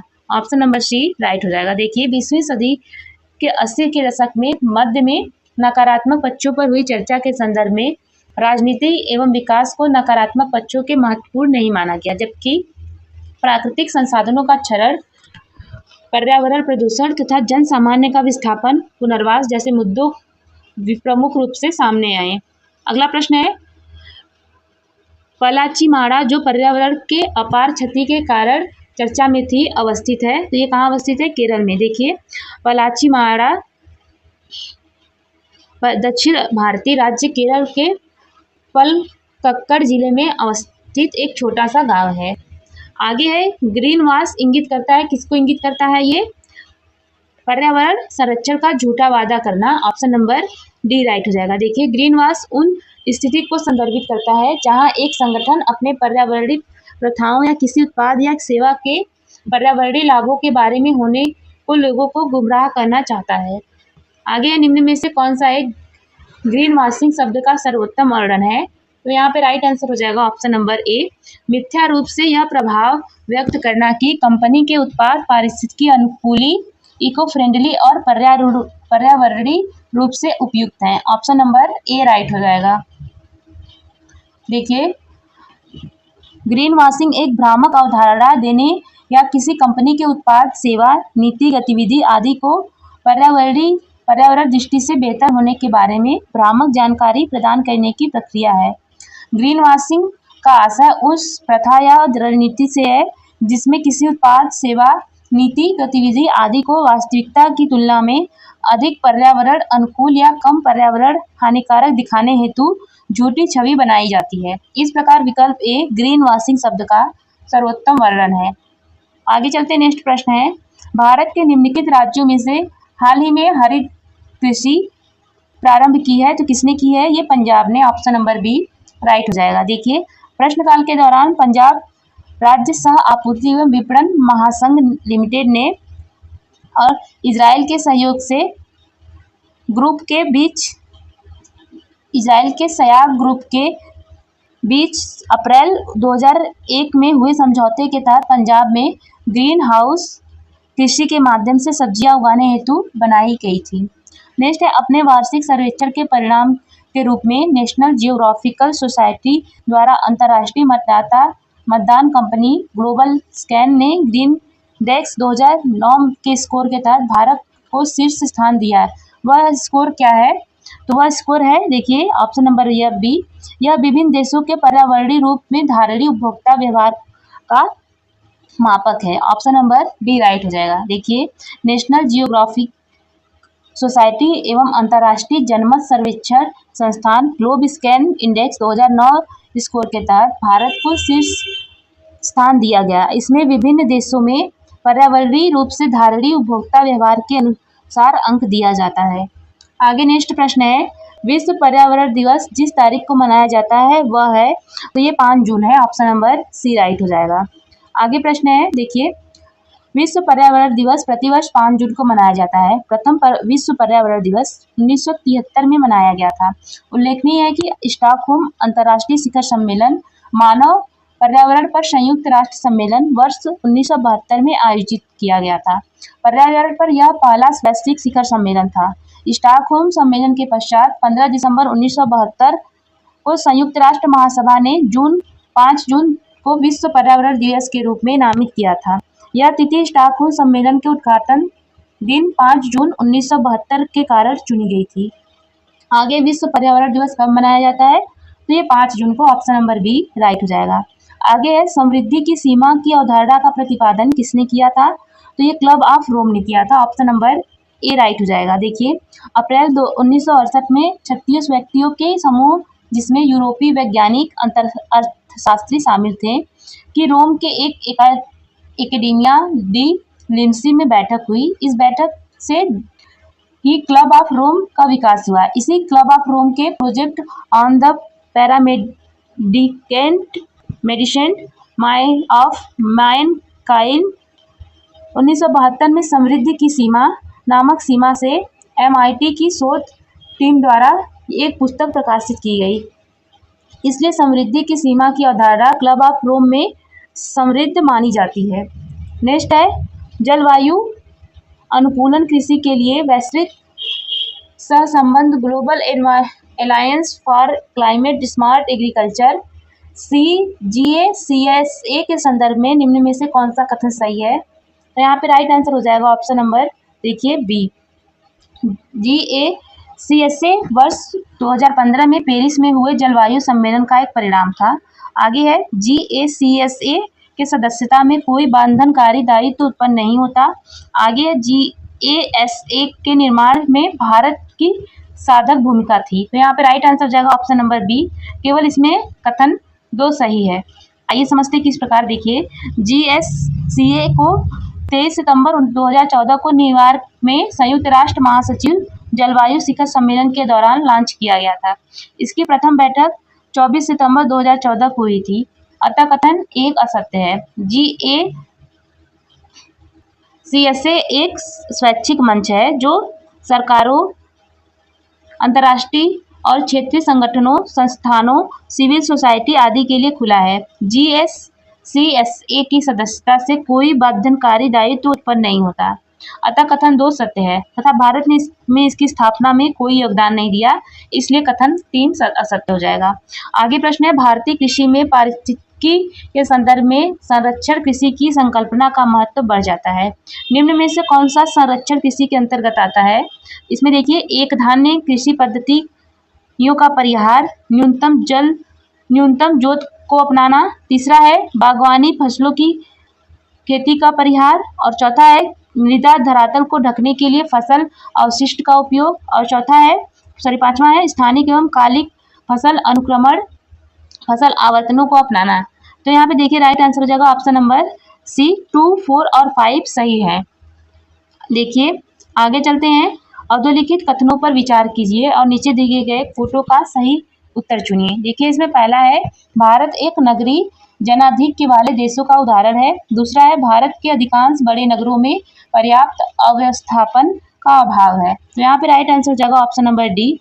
पहला कथन गलत है जबकि दूसरा कारण सही है। भारत एक नगरीय आधिक्य वाले देशों का उदाहरण नहीं, जबकि ये ग्रामीण आधिक्य वाला देशों का उदाहरण है। इस प्रकार कथन 1 गलत हो जाएगा तथा ये भारत में अधिकांश बड़े नगरों में पर्याप्त अव्यवस्थापना का अभाव है, तो ये सही हो जाएगा। इस प्रकार हमारा right answer option number D हो जाएगा। आगे चलते हैं, नेक्स्ट प्रश्न देखते हैं। निम्नलिखित में से किस एक को छोड़कर बाकी सभी देश की प्राकृतिक पूंजी में सम्मिलित किए जाते हैं?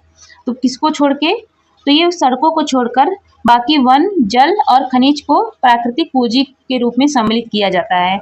ऑप्शन नंबर सी हमारा उत्तर हो जाएगा। देखिए, वन, जल, खनिज देश की प्राकृतिक पूंजी में सम्मिलित किए जाते हैं, जबकि सड़कें प्राकृतिक पूंजी में सम्मिलित नहीं की जाती। आगे निम्न में से कौन सा एक स्मार्ट नगर विकास का लक्ष्य नहीं है? तो यहाँ पे राइट आंसर हो जाएगा ऑप्शन नंबर सी, जीवन की गुणवत्ता का स्थिरीकरण। ऑप्शन नंबर सी राइट हो जाएगा। देखिए, आगे है ऑप्शन नंबर सी राइट हो जाएगा। आगे चलते हैं, नेक्स्ट प्रश्न है। अब हम पारिस्थितिकी से बनने वाले प्रश्नों को देखेंगे। देखिए, इसमें पारिस्थितिकी में देखिए, जलवायु, जंतु, मिट्टी और वनस्पति सब एक दूसरे से संबंधित हैं। आइए हम इसके डायरेक्ट प्रश्नों को चलते हैं, देखते हैं। पारिस्थितिकी निम्नलिखित में से किसके बीच परस्पर संबंध का अध्ययन करती है? तो ये जीव और वातावरण का। ऑप्शन नंबर ए राइट हो जाएगा। देखिए, पारिस्थितिकी जीव विज्ञान की एक शाखा है जिसमें जीवों तथा उसके पर्यावरण के मध्य पारस्परिक संबंधों का अध्ययन करते हैं। जीव तथा उसके बाह्य पर्यावरण के बीच एक सक्रिय संबंध होता है। दिए गए प्रश्न में विकल्प ए वातावरण के साथ पर्यावरण का अनुकूल होना चाहिए, लेकिन यहाँ पे देखिए ऑप्शन के हिसाब से ऑप्शन नंबर ए राइट हो जाएगा। आगे चलते हैं, नेक्स्ट प्रश्न देखते हैं। पारिस्थितिकी तंत्र की संकल्पना को प्रस्तावित किया था, तो ये किसने किया था? ऑप्शन नंबर डी यहाँ पे राइट हो जाएगा, टांसले ने। देखिए, वर्ष 1935 में एजी टांसले द्वारा पारिस्थितिकी तंत्र की संकल्पना प्रस्तुत की गई। पारिस्थितिकी तंत्र भौतिक तंत्रों का एक विशेष प्रकार होता है जिसकी संरचना जैविक एवं अजैविक संगठनों से होती है। आगे नेक्स्ट प्रश्न, निम्न में से पारिस्थितिकी तंत्र के विषय में सही नहीं है। तो इसमें दिए पहला क्वेश्चन है, ये जैविक अजैविक दोनों संगठनों से संयुक्त है। आगे है, इसकी अपनी स्वयं की उत्पादकता होती है। और तीसरा है, यह एक बंद तंत्र है, तो ये गलत हो जाएगा क्योंकि ये एक खुला तंत्र है। आगे दिया है, यह एक प्राकृतिक संसाधन तंत्र है, तो ये सही हो जाएगा। इस प्रकार हमारा उत्तर ऑप्शन नंबर सी हो जाएगा। देखिए, पारिस्थितिकी तंत्र एक खुला तंत्र है क्योंकि इसमें ऊर्जा पदार्थों का लगातार निवेश तथा बहिर्गमन इनपुट और आउटपुट होता रहता है। ध्यातव्य है कि बंद तंत्र में पदार्थ का आदान प्रदान नहीं होता, पर ऊर्जा का आदान प्रदान हो सकता है, जबकि आइसोलेटेड तंत्र में ऊर्जा तथा पदार्थ का आदान प्रदान नहीं होता। आगे प्रश्न है, निम्नलिखित में से कौन सा एक पारिस्थितिकी तंत्र के संबंध में सही नहीं है? तो यहाँ पे राइट आंसर हो जाएगा। देखिए, पहला प्रश्न है, पारिस्थितिकी तंत्र किसी निश्चित स्थान, समय, इकाई के समस्त जीवों एवं भौतिक पर्यावरण का प्रतिनिधित्व करती है, तो ये सत्य हो जाएगा। अगला है, यह कार्यशील इकाई है, ये भी सत्य हो जाएगा। आगे है, यह इसकी अपनी उत्पादकता होती है, तो ये भी सत्य हो जाएगा। लेकिन यह एक बंद तंत्र है, तो ये गलत है। ऑप्शन नंबर डी हमारा उत्तर हो जाएगा। आगे किन चार घटकों द्वारा पारिस्थितिकी तंत्र का निर्माण होता है? तो यहाँ पे राइट आंसर हो जाएगा ऑप्शन नंबर सी, जैविक पदार्थ, उत्पादक, उपभोक्ता और वियोजक के द्वारा। ऑप्शन नंबर सी राइट हो जाएगा। देखिए, अजैविक पदार्थ यानी घटक, उत्पादक, उपभोक्ता तथा वियोजक के परस्पर संबंधों से पारिस्थितिकी तंत्र इकोसिस्टम का ढांचा निर्मित होता है। ध्यातव्य है कि जैविक घटक के अंतर्गत उत्पादक, उपभोक्ता तथा वियोजक शामिल होते हैं। जैविक घटक में प्रकाश, तापमान, वायु आदि शामिल होते हैं। आगे चलते हैं, नेक्स्ट प्रश्न देखते हैं। दिया इसमें अभिकथन दिया है, जीवमंडल एक खुला विविध तंत्र का उदाहरण है, और इसका कारण दिया है, जीवमंडल में पदार्थों के प्रारंभिक निवेशन के बाद पुनः नए पदार्थों का निवेश नहीं हो सकता, परंतु ऊर्जा के निवेश एवं बहिर्गमन का पर कोई प्रबंध नहीं होता। तो यहाँ पर राइट आंसर हो जाएगा ऑप्शन नंबर सी, ए सही है परंतु आर गलत है। आगे प्रश्न है, पृथ्वी का सर्वाधिक बृहद पारिस्थितिकी तंत्र निम्न में से कौन सा है? तो ये जैवमंडल है। ऑप्शन नंबर डी राइट हो जाएगा। देखिए, जैवमंडल पृथ्वी का सर्वाधिक बृहद पारिस्थितिकी तंत्र इसमें से जैवमंडल है। आगे चलते हैं, अब हम देखेंगे पारिस्थितिकी तंत्र के घटक एवं इनके श्रेणियों से बनने वाले प्रश्नों को। देखिए, पारिस्थितिकी तंत्र के घटक क्या हैं? देखिए, इसके जैविक और अजैविक घटक हैं। तो इसमें अजैविक घटक में भौतिक घटक, अकार्बनिक घटक और कार्बनिक घटक है। भौतिक घटक में प्रकाश, तापमान, आर्द्रता, जलवायु, दाब तथा स्थलाकृति जिसमें ऊंचाई, ढलान है और वायु है। जबकि अकार्बनिक में जल, मृदा, वायुमंडलीय गैस, खनिज, चट्टान और तत्व जिसमें पोटेशियम, मैग्नीशियम, कैल्शियम है। और कार्बनिक घटक में कार्बोहाइड्रेट, प्रोटीन, वसा, ह्यूमस और यूरिया है। जबकि देखिए इसके अजैविक घटक में उत्पाद, उपभोक्ता, अपघटक, प्राथमिक उत्पादक, द्वितीयक और तृतीयक हो जाएंगे। उपभोक्ता में देखिए इसमें पहला प्राथमिक उपभोक्ता, द्वितीयक उपभोक्ता और तृतीयक हो जाएंगे। आइए इनसे बनने वाले देखिए, यहाँ पे देखिए जैविक संगठन का सही क्रम क्या है देख लीजिए एक बार। जीव, जनसंख्या, समुदाय, पारिस्थितिकी तंत्र, भूदृश्य या बायोम और जैवमंडल। सबसे बड़ा इसमें जैवमंडल हो जाएगा। आगे चलते हैं, पारिस्थितिकी तंत्र को समझ लेते हैं। देखिए ये इसको दो भागों में विभाजित किया गया है, प्राकृतिक और कृत्रिम। प्राकृतिक में जलीय और स्तरीय हो जाएंगे। जलीय में देखिए वन, जल, घास स्थल और मरुस्थल, सॉरी स्थलीय और में हो जाएगा वन, घास स्थल और मरुस्थल। जबकि जलीय में नदी, जलधारा, दलदली क्षेत्र और महासागर हो जाएगा। कृत्रिम में हो जाएगा कृषि, खेत, बगीचा, जल, जीवशाला और अंतरिक्ष यान। आगे चलते हैं, देखिए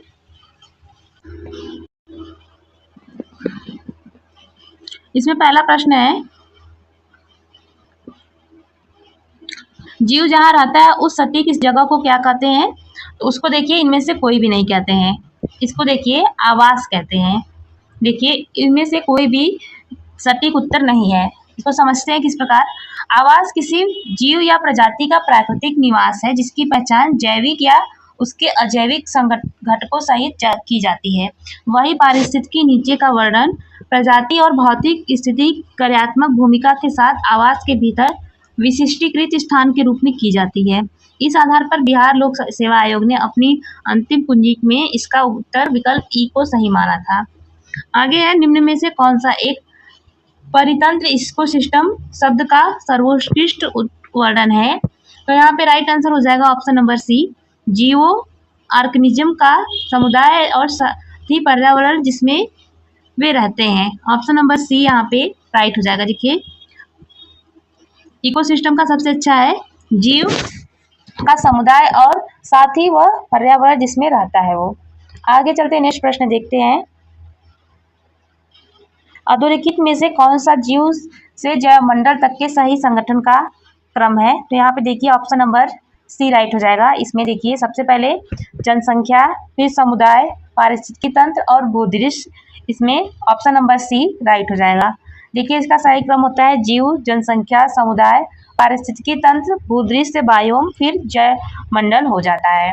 आगे प्रश्न है, निम्न में से कौन सा एक कृत्रिम परितंत्र है? यहाँ पे राइट आंसर हो जाएगा ऑप्शन नंबर बी, खेत। देखिए वन तथा खेत क्रमशः प्राकृतिक और कृत्रिम परितंत्र के उदाहरण है, जबकि तालाब का निर्माण प्राकृतिक और कृत्रिम दोनों रूपों से होता है। अतः तालाब प्राकृतिक एवं कृत्रिम दोनों तरह के परितंत्र का उदाहरण है। आगे प्रश्न है, पारिस्थितिकी तंत्र शब्द का उपयोग सर्वप्रथम एजी टास्ले ने किया था। दूसरा कथन है, जो जीव अपना भोजन स्वयं उत्पादित करते हैं उन्हें स्वपेशी कहते हैं। आगे है, प्रकाश संश्लेषण की प्रक्रिया द्वारा उपभोक्ता अपना भोजन उपभोग करता है। अब चौथा दिया है, वियोजक अकार्बनिक पदार्थों का कार्बनिक पदार्थ में परिवर्तन करते हैं। तो यहाँ पे राइट आंसर देखा हो जाएगा, देखिए ऑप्शन नंबर ए और ए सही हो जाएगा, जिसमें कथन 1 और 2 सही है। देखिए इकोसिस्टम शब्द का प्रथम प्रयोग एजी टास्ले ने किया था। पारिस्थितिकी तंत्र के अंतर्गत जैविक संगठनों का सामान्यतः 3 भागों में बांटा गया है। इसमें देखिए उत्पादक, स्वपोषी, उपभोक्ता और अपघटक। ये उत्पादक स्वपोषी होते हैं। जो उत्पादक देखिए वे स्वपोषी होते हैं जो पौधे प्रकाश संश्लेषण करके स्वयं भोजन बनाते हैं। आगे चलते हैं, इकोसिस्टम के संबंध में निम्न में से क्या सत्य है? तो इकोसिस्टम के संदर्भ में ऑप्शन नंबर सी सही हो जाएगा, उत्पादक प्राथमिक उपभोक्ता से अधिक है। ऑप्शन नंबर सी राइट हो जाएगा। देखिए, पारिस्थितिकी तंत्र में उच्चतर पोषण स्तरों पर जाने पर उपलब्ध ऊर्जा की मात्रा कम हो जाती है।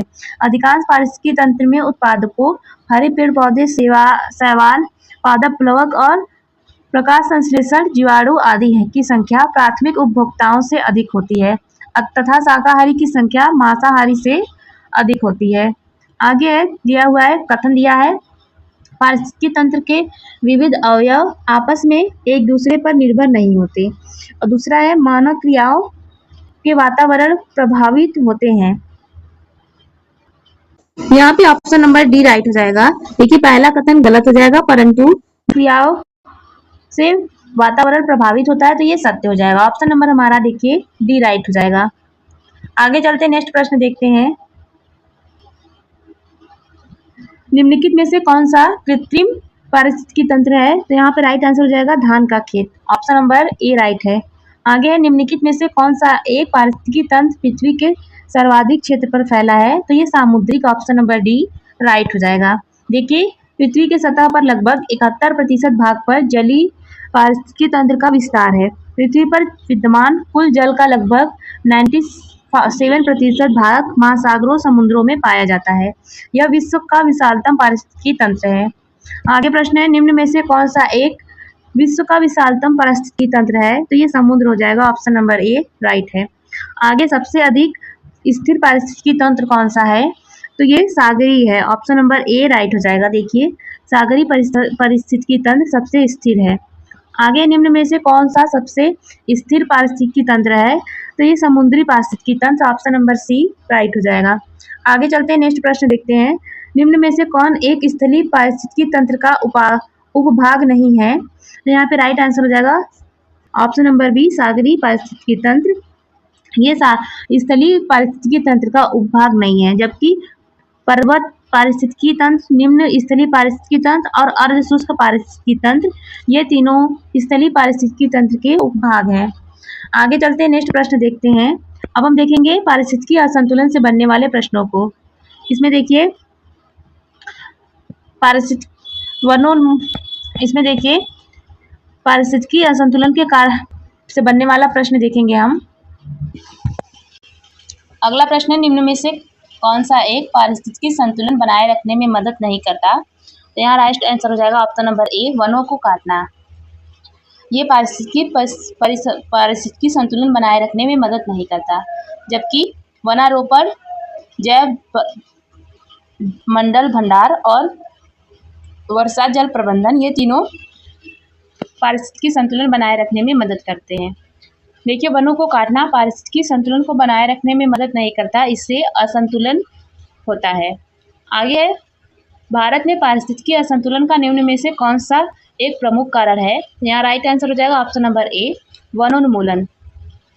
आगे प्रश्न है, निम्न में से किस कार्य से पारिस्थितिकी संतुलन बिगड़ता है? तो यहाँ पे राइट आंसर हो जाएगा वनों का लकड़ी काटने से। ऑप्शन नंबर ए राइट हो जाएगा।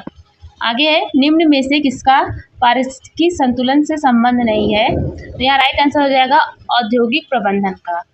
देखिए, औद्योगिक प्रबंधन का पारिस्थितिकी संतुलन से कोई संबंध नहीं है। ऑप्शन नंबर सी राइट हो जाएगा। आगे हम देखेंगे वहन क्षमता और पारिस्थितिकी कर्मता से बनने वाले प्रश्नों को। देखिए, इसमें पहला प्रश्न है, पर्यावरण की वहन क्षमता के संदर्भ में निम्न में से कौन सा कथन सही है?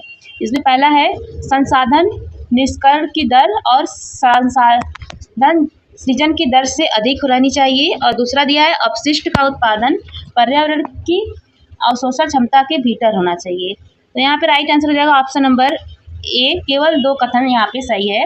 अपशिष्ट का उत्पादन पर्यावरण के अवशोषण क्षमता के भीतर होना चाहिए।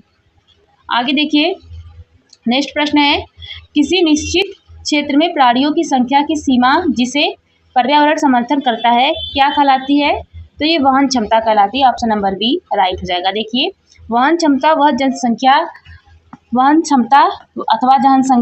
क्षमता किसी दिए गए आवास या पर्यावरण में किसी प्रजाति की वह अधिकतम जनसंख्या सीमा है जिसमें उपलब्ध संसाधन तथा परिस्थितियां भोजन, जल, स्थान, आश्रय आदि दीर्घकाल तक समर्थन दे सकें। आगे प्रश्न है, निम्न में से कौन सा एक पद केवल जीव द्वारा ग्रहण किए गए दिक स्थान का नहीं बल्कि जीवों के समुदाय में उनकी कार्यात्मक भूमिका का भी वर्णन करता है। तो यहाँ राइट आंसर हो जाएगा ऑप्शन नंबर बी, पारिस्थितिकी कर्मता। ऑप्शन नंबर बी यहाँ पे राइट हो जाएगा। देखिए अब हम खाद्य श्रृंखला से बनने वाले प्रश्नों को देखेंगे। आइए देखते हैं।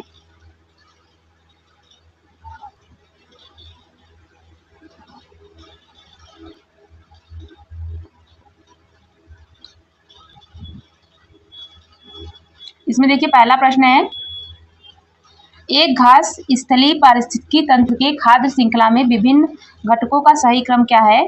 तो यहाँ पे पहले हो जाएगा घास, फिर टिड्डा, फिर मेढक और सर्प। ऑप्शन नंबर यहाँ पे ए राइट हो जाएगा। देखिए घास ये उत्पादक है, फिर उसके बाद टिड्डा ये प्राथमिक उपभोक्ता, मेढक द्वितीयक उपभोक्ता, सर्प तृतीयक उपभोक्ता और बाद शीर्ष उपभोक्ता हो जाएगा। आगे प्रश्न है, निम्न में से कौन खाद्य श्रृंखला का निर्माण करता है। तो यहाँ पे देखिए ऑप्शन नंबर बी राइट हो जाएगा, घास, बकरा, आदमी। ऑप्शन नंबर बी राइट हो जाएगा। आगे प्रश्न है, पारिस्थितिकी तंत्र में हरे पादप हैं, तो ये क्या है, ये प्रथम उत्पादक है। ऑप्शन नंबर ए राइट हो जाएगा। आगे चलते हैं, निम्न में से पारिस्थितिकी तंत्र का कौन सा जीवी संगठन नहीं है। तो ये वायु नहीं है, जबकि वनस्पति, जानवर और जीवाणु ये जीवी संगठन हैं। देखिए जीवी संगठन किसी पारिस्थितिकी तंत्र में जीवित जीवधारी होते हैं। ये भौतिक और या अजैविक पर्यावरण के साथ अंतः क्रिया करते हुए पारिस्थितिकी तंत्र का निर्माण करते हैं। प्रश्नगत विकल्पों में पारिस्थितिकी, जानवर एवं जीवाणु जीवी संगठन के उदाहरण है, जबकि वायु अजैविक संगठन का उदाहरण है। आगे प्रश्न है, पारिस्थितिकी तंत्रों के खाद्य श्रृंखला के संदर्भ में निम्न में कथनों पर विचार कीजिए। इसमें पहला है, खाद्य श्रृंखला उस क्रम का निर्देशन करती है जिसमें जीवों की एक श्रृंखला दूसरे श्रृंखला से आहार द्वारा पोषित होती है। और दूसरा है, खाद्य श्रृंखला एक जाति की समष्टि की अंतर्गत पाई जाती है। और तीसरा है, खाद्य श्रृंखला उस प्रत्येक जीव की संख्याओं का दूसरों द्वारा खाई जाती है और निर्दिष्ट की जाती है। यहाँ पे राइट आंसर हो जाएगा केवल ए। देखिए केवल पहला कथन सही हो जाएगा। आगे देखते हैं, पारिस्थितिकी तंत्र में निम्नलिखित में से कौन प्राथमिक उपभोक्ता है। तो यहाँ पे देखिए राइट आंसर हो जाएगा ऑप्शन नंबर ए, चींटी और हिरण ये प्राथमिक उपभोक्ता हैं। देखिए किसी खाद्य श्रृंखला में सामान्यतः शाकाहारी प्राणी ही प्राथमिक उपभोक्ता की श्रेणी में आते हैं।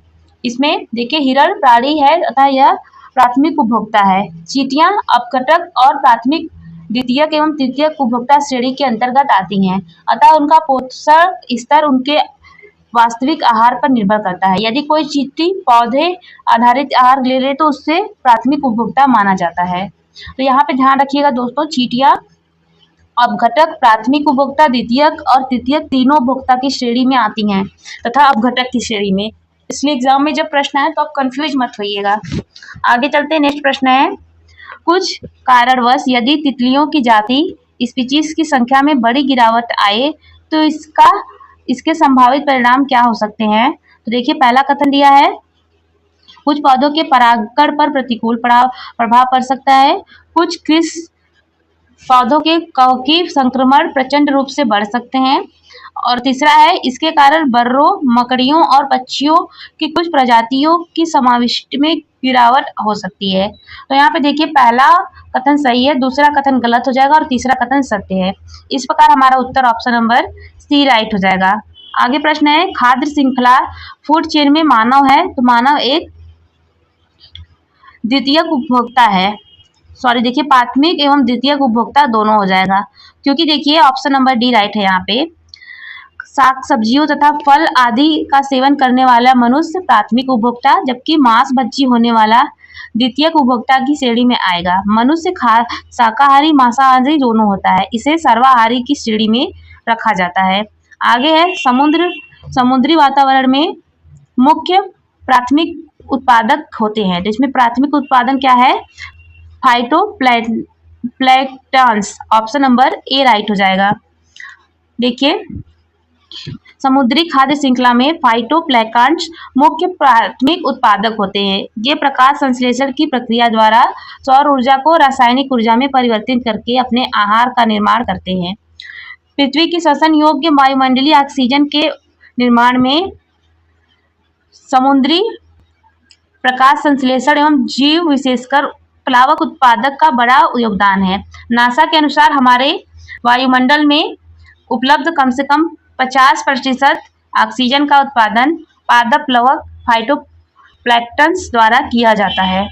नेक्स्ट प्रश्न है, एक जलीय पारिस्थितिकी तंत्र में तालाब में निम्न में से किस घटक का प्रतिनिधित्व कवकों, जीवाणुओं और फ्लैजेलेट्स के द्वारा किया जाता है? तो ये अपघटक द्वारा। ऑप्शन नंबर सी यहाँ पे राइट है। देखिए, तालाब के जलीय पारिस्थितिकी तंत्र में कवकों, जीवाणु और फ्लैजेलेट्स का प्रमुख संबंध मृत जैविक अपघटनों पदार्थों के अपघटन से होता है, जिससे पोषक तत्वों का पुनर्चक्रण होता है और पारिस्थितिकी तंत्र के कार्य निष्पादन में सहायता मिलती है।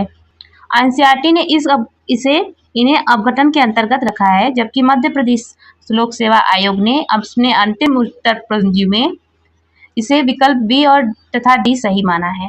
आगे प्रश्न है, पारिस्थितिकी तंत्र में जैविक घटकों में कौन सा उत्पादक घटक है? तो यहाँ पे राइट आंसर हो जाएगा ऑप्शन नंबर डी, हरे पौधे। आगे प्रश्न है, प्रथम पोषक स्तर के अंतर्गत आते हैं, तो यहाँ पे हरित पादप आते हैं, ऑप्शन नंबर डी राइट हो जाएगा। आगे है, जैविक और अजैविक संगठनों के मध्य बिचौलिया का कार्य कौन करते हैं? तो ये उत्पादक करते हैं, ऑप्शन नंबर सी राइट हो जाएगा। आगे प्रश्न है, पारिस्थितिकी तंत्र के संदर्भ में निम्न कथनों पर विचार कीजिए। इसमें देखिए, पहला है, स्वपोषी स्तर पर उत्पादन को प्राथमिक उत्पादकता कहा जाता है, और दूसरा है, द्वितीयक उत्पादकता का संदर्भ परपोषी विषम पोषज स्तर के उत्पादन से है। इस प्रकार यहाँ पे right answer option number C हो जाएगा। नेक्स्ट है, देखिए यहाँ पे ऊर्जा का प्रवाह, देखिए यहाँ पे इस डायग्राम के माध्यम से समझ लीजिए। ये ऊर्जा है, सूर्य की ऊर्जा। ये सबसे पहले देखिए उत्पादक को द्वारा, फिर ये सूर्य के प्रकाश उत्पादक को जाता है, उत्पादक जिसमें पेड़ पौधे अपना भोजन बनाते हैं, फिर प्राथमिक उपभोक्ता जिसमें शाकाहारी इसको खा के अपना ऊर्जा प्राप्त करते हैं, फिर मांसाहारी जो शाकाहारी जीवों को खाकर ऊर्जा प्राप्त करते हैं, फिर शीर्ष मांसाहारी जो मांसाहारियों को खाकर भोजन प्राप्त करते हैं। आगे चलते हैं, मतलब भोजन से ऊर्जा प्राप्त करते हैं। देखिए यहाँ पे दिया है, इसमें पूछा है निम्न में से कौन सा सही सुमेलित है? तो यहाँ पे देखिए, हरे पौधे पारिस्थितिकी तंत्र, ये सही सुमेलित है। देखिए, हरे पौधे का संबंध पारिस्थितिकी तंत्र के जैविक घटक से है। सर्वाधिक स्थायी पारिस्थितिकी तंत्र महासागर, जीवाणु, जैविक अवयव तथा ग्लोबल वार्मिंग मुख्यतः मानव गतिविधियों से उत्सर्जित ग्रीन हाउस गैसों विशेषकर CO2 तथा साथ ही मीथेन, क्लोरोफ्लोरोकार्बन्स आदि से होता है। आगे है, देखिए परितंत्र में खाद्य श्रृंखला के संदर्भ में किस प्रकार के जैव अपघटक जीव कहलाते हैं? तो यहाँ पे देखिए ऑप्शन नंबर बी राइट हो जाएगा। कवक और जीवाणु ये जीव कहलाते हैं, जबकि विषाणु जीव नहीं कहलाते, ऑप्शन नंबर बी राइट हो जाएगा। देखिए, अपघटन के सूक्ष्म जीव होते हैं, अपघटक वे सूक्ष्म जीव होते हैं जो मृत या अपशिष्ट कार्बनिक पदार्थों का अपघटन करके उन्हें सरल कार्बनिक पदार्थों में परिवर्तित कर देते हैं, जिससे पोषक तत्वों का पुनर्चक्रण संभव हो सके। सूक्ष्म जीवों की एक विस्तृत किस्म जैसे कवक और जीवाणु अपघटन की भूमिका अदा करते हैं। नेक्स्ट है, निम्नलिखित में से कौन सा एक आहार श्रृंखला का सही क्रम है? तो यहाँ पे राइट आंसर हो जाएगा ऑप्शन नंबर ए, डायट्रम, क्रिस्टेशियाई और herring, option number A right हो जाएगा। देखिए, इसका सही क्रम है, एक साधारण समुद्री आहार श्रृंखला का सही क्रम डायटम अधिकांश स्वपोषी प्रकाश संश्लेषी और क्रिस्टेशियाई ये कोपैडपोड जैसे शाकाहारी उपभोक्ता और हेरिंग इसमें मांसाहारी उपभोक्ता हैं। अब हम देखेंगे ऊर्जा का प्रवाह, पोषण स्तर और पिरामिड से बनने वाले प्रश्नों को। देखिए,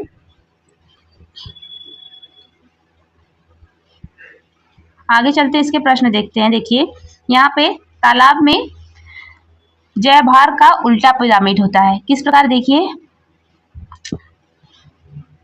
सबसे अधिक देखिए उत्प्लावक कम होते हैं, उसके बाद जूट प्लैंकटन, फिर छोटी मछलियाँ, फिर बड़ी मछलियाँ। इसमें जैव तालाब का जो जैव भार का होता है वो उल्टा इनका पिरामिड होता है। आगे देखिए इसमें बनने वाले प्रश्न को हम देखते हैं। पारिस्थितिकी निकाय में ऊर्जा का प्राथमिक स्रोत क्या है? ऊर्जा का प्राथमिक स्रोत सूर्य है।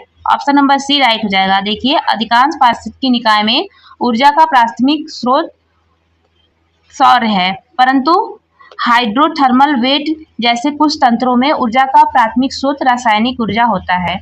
आगे पारिस्थितिकी तंत्र का प्रेरक बल है, तो ये क्या है? यहाँ पे राइट आंसर हो जाएगा ऑप्शन नंबर डी। अधिकांश पारिस्थितिकी तंत्र में प्रेरक बल सौर ऊर्जा होता है।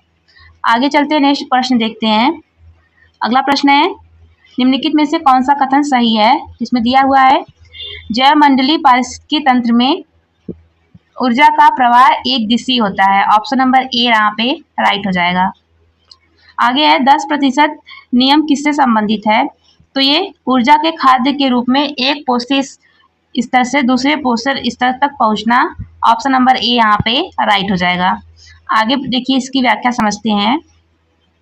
ऊर्जा के 10% का नियम देने वाले वैज्ञानिक रेमंड एल लिंडमैन थे। इन्होंने अपने शोध पत्र the trophic dynamic aspects of ecology में प्रतिपादन किया था कि प्रत्येक पोषक स्तर पर लगभग 90% ऊर्जा के रूप में ही नष्ट हो जाती है। लगभग 10% ऊर्जा ही अगले पोषक स्तर को प्राप्त होती है। यह ऊर्जा प्रवाह उत्पादक प्रथम पोषक स्तर से प्राथमिक उपभोक्ता, फिर द्वितीयक उपभोक्ता, फिर तृतीयक उपभोक्ता, फिर उस आगे की ओर क्रमशः घटता जाता है। यह नियम ऊर्जा का खाद्य के रूप में एक पोषी स्तर से दूसरे पोषी स्तर तक पहुंचने से संबंधित है। नेक्स्ट है ऊर्जा का 10% का नियम देने वाले वैज्ञानिक थे, तो ये लिंडमैन थे। ऑप्शन नंबर बी राइट हो जाएगा। आगे चलते हैं, नेक्स्ट प्रश्न देखते हैं। पारिस्थितिकी तंत्र के संदर्भ में निम्न में से कौन सा कथन सही है? तो यहाँ पे देखिए हरे पेड़ पौधे स्थलीय पारिस्थितिकी तंत्र में अपनी पत्तियों पर पड़ने वाली सूर्य की रोशनी का लगभग 1% ऊर्जा को ग्रहण करते हैं, और दूसरा है लगभग 10% कार्बनिक पदार्थ उपभोक्ताओं के अगले उच्च स्तर तक पहुंचाता है। तो यहाँ पे राइट आंसर हो जाएगा देखिए ऑप्शन नंबर सी। 1 और 2 दोनों सही है। किस प्रकार? देखिए हरे पौधे स्थलीय पारिस्थितिकी तंत्र में अपनी पत्ती पर पड़ने वाले सूर्य की रोशनी की लगभग 1% ऊर्जा को ग्रहण करते हैं। चारण खाद्य श्रृंखला में पोषण स्तरों की संख्या प्रतिबंधित होती है। इसमें प्रत्येक निम्न पोषण स्तर से ऊपरी पोषण स्तर पर 10% ऊर्जा प्रवाह होती है।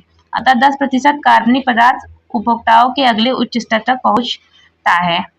आगे किसी भी पारिस्थितिकी तंत्र में ऊर्जा का पिरामिड होता है, तो ये हमेशा सीधा होता है। ऑप्शन नंबर ए राइट हो जाएगा। देखिए पारिस्थितिकी तंत्र में ऊर्जा का पिरामिड सदैव सीधा होता है, कभी उल्टा नहीं हो सकता है, क्योंकि ऊर्जा किसी भी विशेष पोषक स्तर से अग्र पोषक स्तर में पहुंचती है तो प्रत्येक स्तर पर ऊर्जा के रूप में ऊर्जा का ह्रास होता है, ऊष्मा के रूप में ऊर्जा का ह्रास होता है। और ऊर्जा पिरामिड का प्रत्येक स्तंभ उस पोषण स्तर से किसी निश्चित समयावधि में अथवा प्रति इकाई क्षेत्र में वार्षिक ऊर्जा का घोतक है। आगे पोषक स्तर बनते हैं, किससे बनते हैं? ये खाद्य श्रृंखला में जीवों से संबंध होने से। ऑप्शन नंबर डी राइट हो जाएगा। देखिए खाद्य श्रृंखला विभिन्न प्रकार के जीवधारियों का एक ऐसा क्रम है जिससे किसी पारिस्थितिकी तंत्र में ऊर्जा का प्रवाह होता है। खाद्य श्रृंखला में सामान्यतः 3 से 4 पोषण स्तर होते हैं, जो इस प्रकार है। इसमें पोषण स्तर 1 में स्वपोषी जीव और प्राथमिक उत्पादक, पोषण स्तर 2 में प्राथमिक उपभोक्ता, और पोषण स्तर 3 में द्वितीयक उपभोक्ता, और पोषण स्तर 4 में तृतीयक उपभोक्ता शामिल है। आगे प्रश्न है एक पारिस्थितिकी तंत्र में ऊर्जा की मात्रा एक पोषण स्तर से अन्य पोषण स्तर में सामान्यतः स्थानांतरण के पश्चात ये घटती है। ऑप्शन नंबर बी राइट हो जाएगा। आगे देखते हैं। देखिए पारिस्थितिकी तंत्र में ऊर्जा के प्रवाह एक दिशीय होती है। इसमें ऊर्जा का प्रवाह सामान्यतः सूर्य के उत्पादकों स्वपोषियों में फिर उपभोक्ता अपघटनों की दिशा में होती है। ऊर्जा स्थानांतरण के दौरान कुछ पर्यावरण में ऐसे ऊष्मा के रूप में क्षय हो जाती है जिसे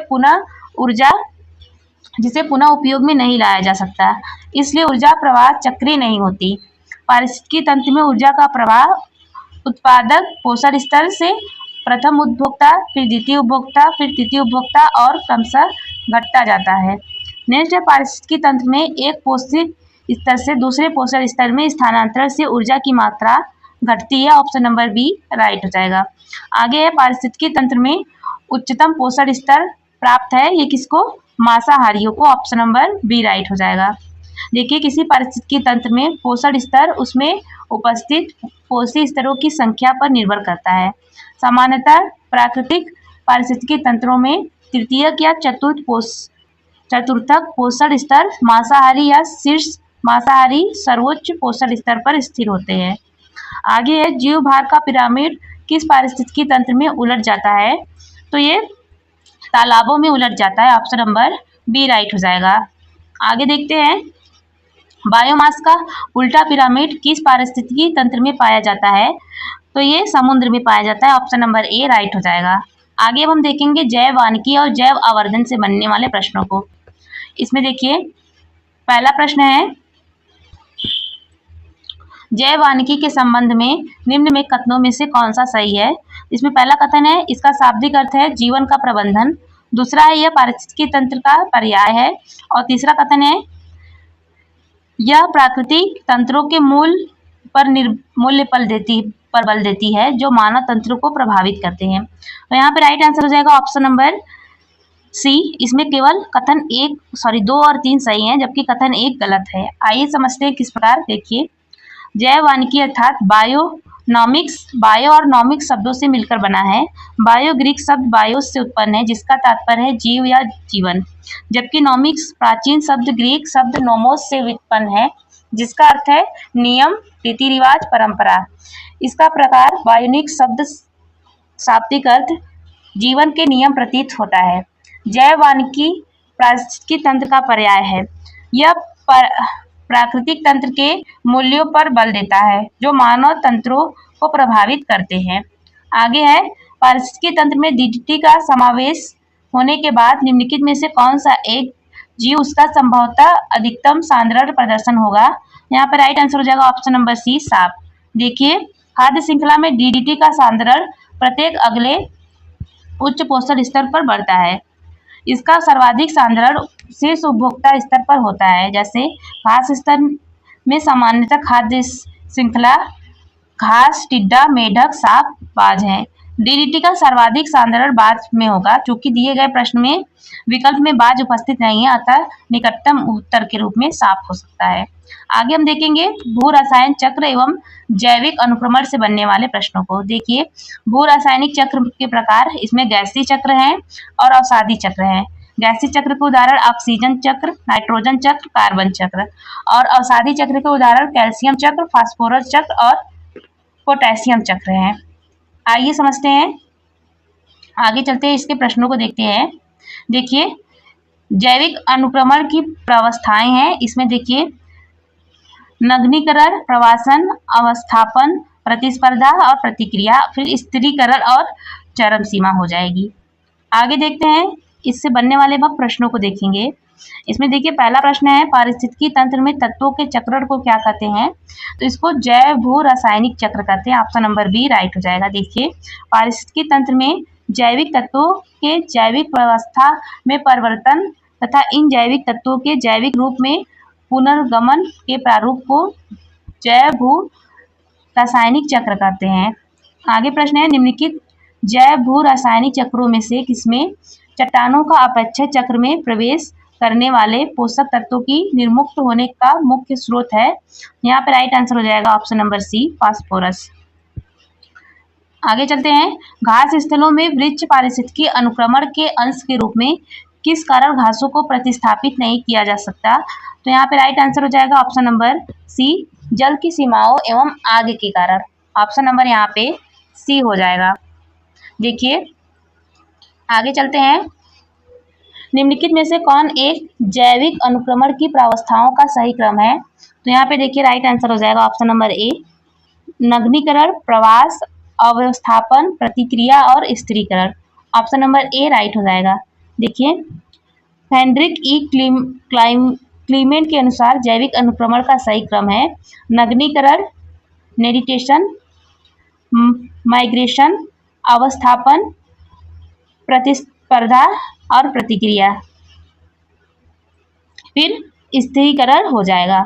नेक्स्ट है निम्नलिखित में से कौन सा जैविक अनुक्रम की प्रावस्थाओं का सही क्रम है? इसमें राइट आंसर हो जाएगा प्रवास, अवस्थापन, प्रतिक्रिया और स्थिरीकरण। ऑप्शन नंबर डी राइट हो जाएगा।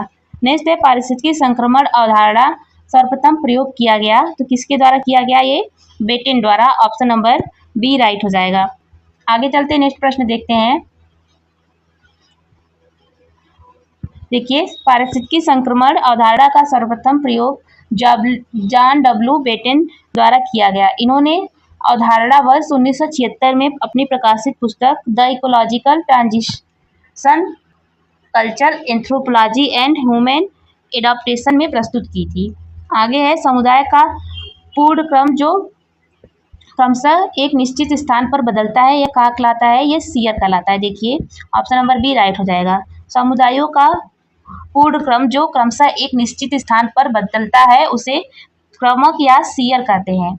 आगे प्रश्न है समुदायों का वह संपूर्ण क्रम जो किसी दिए गए क्षेत्र में क्रमिक रूप से बदलता है कहलाता है, ये क्रमक कहलाता है। ऑप्शन नंबर बी राइट हो जाएगा।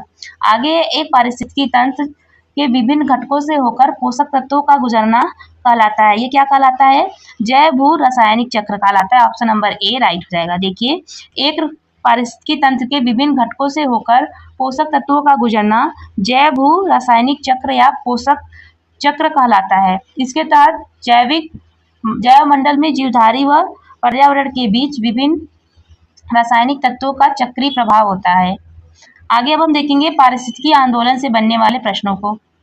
इसमें देखिए पहला प्रश्न है अपिको आंदोलन निम्नलिखित में से किस भारत के किस राज्यों से संबंधित है? तो यहाँ पे राइट आंसर हो जाएगा ऑप्शन नंबर सी, केरल और कर्नाटक से। ऑप्शन नंबर सी यहाँ पे राइट हो जाएगा। आगे चलते हैं, देखिए अपिको आंदोलन वर्ष 1983 में कर्नाटक के पश्चिमी घाट क्षेत्र विशेषकर उत्तरी कन्नड़ और सिरसी क्षेत्र में हुआ था। अपिको का अर्थ था कन्नड़ में गले लगाना और यह आंदोलन पेड़ों को काटने से बचाने के लिए गले लगाने के प्रतीकात्मक तथा प्रत्यक्ष क्रिया के माध्यम से चलाया गया। यह उत्तर भारत में चिपको आंदोलन से प्रेरित था।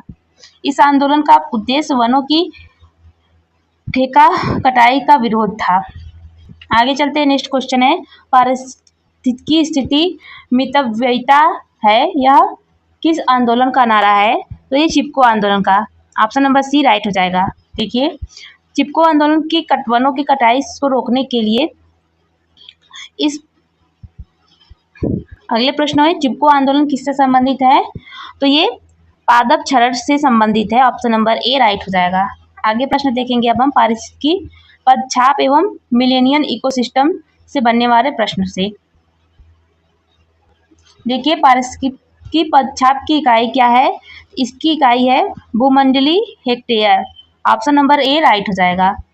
देखिए आगे प्रश्न है एक मनुष्य के जीवन को पूर्ण रूप से धारणी करने के लिए आवश्यक न्यूनतम भूमि को क्या कहते हैं? तो इसको पारिस्थितिकी पदछाप बोलते हैं। ऑप्शन नंबर बी राइट हो जाएगा। आगे चलते हैं, निम्नलिखित में से कौन कार्बन के सामाजिक मूल्य पद का सर्वोत्तम वर्णन करता है? तो यहाँ पे राइट आंसर हो जाएगा ऑप्शन नंबर ए, प्रदत्त वर्ष में 1 टन CO2 के उत्सर्जन से होने वाली दीर्घकालीन क्षति। देखिए कार्बन की सामाजिक लागत या कार्बन की सामाजिक मूल्य डॉलर में मापी जाती है, जो किसी दिए गए वर्ष में कार्बन डाइऑक्साइड के प्रति टन उत्सर्जन से होने वाले दीर्घकालीन नुकसान को दर्शाती है। आगे चलते हैं, आगे देखिए प्रश्न है मिलेनियम इकोसिस्टम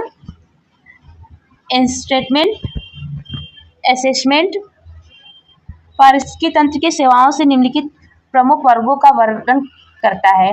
व्यवस्था, समर्थन, नियंत्रण, संरक्षण और संस्कृति निम्नलिखित में से कौन सा एक सेवा यथार्थ है? तो यहाँ पे देखिए ऑप्शन नंबर कोई भी सही नहीं है, व्याख्या से समझते हैं। देखिए मिलेनियम इकोसिस्टम पारिस्थितिकी तंत्र में सेवाओं के 4 प्रमुख वर्णन का करता है। इसमें व्यवस्था सेवाएं, नियंत्रण सेवाएं, समर्थन सेवाएं और सांस्कृतिक सेवाएं हैं।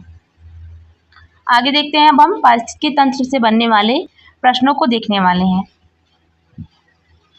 इसमें देखिए पहला प्रश्न है, निम्नलिखित वृक्षों में से कौन पारिस्थितिकी मित्र नहीं है? तो यहाँ पे ऑप्शन नंबर बी राइट हो जाएगा, यूकेलिप्टस। आगे देखते हैं निम्नलिखित में से कौन सा वृक्ष पर्यावरण के लिए खतरा है? तो ये eucalyptus, option number A right हो जाएगा। आगे निम्नलिखित वृक्षों में से कौन एक पर्यावरणीय संकट माना जाता है? तो ये eucalyptus, option number D right हो जाएगा। आगे है स्वच्छ जल समुदाय में लेंटिक आवास क्या उदाहरण है? तो ये क्या है? तालाब एवं दलदल, ऑप्शन नंबर ए राइट हो जाएगा। देखिए स्थिर जल के प्रणालियां लेंटिक प्रणाली के अंतर्गत आती हैं, जैसे स्थिर जलवासी आर्द्रभूमियां, तालाब, झील, जलाशय इत्यादि। आगे है वह क्षेत्र जो 2 पारिस्थितिकी तंत्रों के बद्ध सीमा रेखा अथवा संक्रमण क्षेत्र के रूप में कार्य करता है, वह क्या है? वह इकोटोन कहलाती है, ऑप्शन नंबर डी राइट है। देखिए पारिस्थितिकी तंत्र ए ये जंगल है और ये पारिस्थितिकी तंत्र बी इकोटोन एक घास स्थल। तो इनका जो संक्रमण क्षेत्र हो जाएगा कुछ ऐसा क्षेत्र होगा जहाँ पे जंगल और घास दोनों होंगे, तो उस क्षेत्र को इकोटोन कहा जाएगा। आगे चलते हैं, 2 भिन्न समुदायों के बीच संक्रमण का क्षेत्र क्या कहलाता है? ये इकोटोन कहलाता है, ऑप्शन नंबर डी राइट है। आगे प्रश्न है, 2 जैविक समुदायों के मध्य संक्रमण क्षेत्र कहलाता है, तो ये क्या कहलाता है? इकोटोन कहलाता है, ऑप्शन नंबर बी राइट हो जाएगा। आगे चलते हैं प्रश्नों को देखते हैं। नेक्स्ट प्रश्न है, लेटिक पारिस्थितिकी तंत्र का उदाहरण है, तो ये नदी हो जाएगा, ऑप्शन नंबर सी राइट है। देखिए मीठे जल या फ्रेश जल में प्रवाह से युक्त जलीय प्राणियों को लेटिक प्रणालियां कहते हैं। इसके अंतर्गत नदी, झरनों, छोटी जलधाराओं आदि को शामिल किया जाता है। आगे प्रश्न है, सर्वाधिक स्थायी पारिस्थितिकी तंत्र निम्नलिखित में से कौन है? तो ये महासागर है, ऑप्शन नंबर सी राइट हो जाएगा। देखिए सर्वाधिक स्थायी पारिस्थितिकी तंत्र महासागर है। आगे सबसे स्थायी पारिस्थितिकी तंत्र कौन सा है? तो ये महासागर हो जाएगा, ऑप्शन नंबर डी राइट है। आगे है परितंत्रों की घटती उत्पादकता के क्रम में उनका निम्न में से कौन सा क्रम सही है? तो यहाँ पे राइट आंसर हो जाएगा ऑप्शन नंबर सी, मैंग्रोव, घास, झील तथा महासागर, ऑप्शन नंबर सी राइट हो जाएगा। देखिए एक निश्चित समयावधि में प्रति इकाई क्षेत्रफल में परितंत्रों की घटती प्राथमिक उत्पादकता में उनका सही क्रम मैंग्रोव, घास स्थल, झील और महासागर है। देखिए सबसे पहले मैंग्रोव, घास स्थल, झील और महासागर है।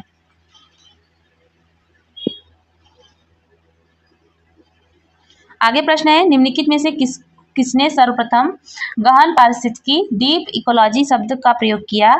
तो ये अर्जिनेस ने किया, ऑप्शन नंबर डी राइट हो जाएगा। देखिए 3 सितंबर से 10 सितंबर 1972 में तक बुखारेस्ट, रोमानिया में आयोजित 3रे वर्ल्ड फ्यूचर रिसर्च कॉन्फ्रेंस के व्याख्या में नॉर्वेजियन दार्शनिक अर्जिनेस ने deep long range ecology moment नाम से प्रस्तावित किया था, जबकि गहन पारिस्थितिकी शब्द का अवधारणा का सबसे पहला प्रलेखित प्रयोग वर्ष 1973 में अर्जिनेस द्वारा अपनी पत्रिका इंक्वायरी में प्रकाशित लेख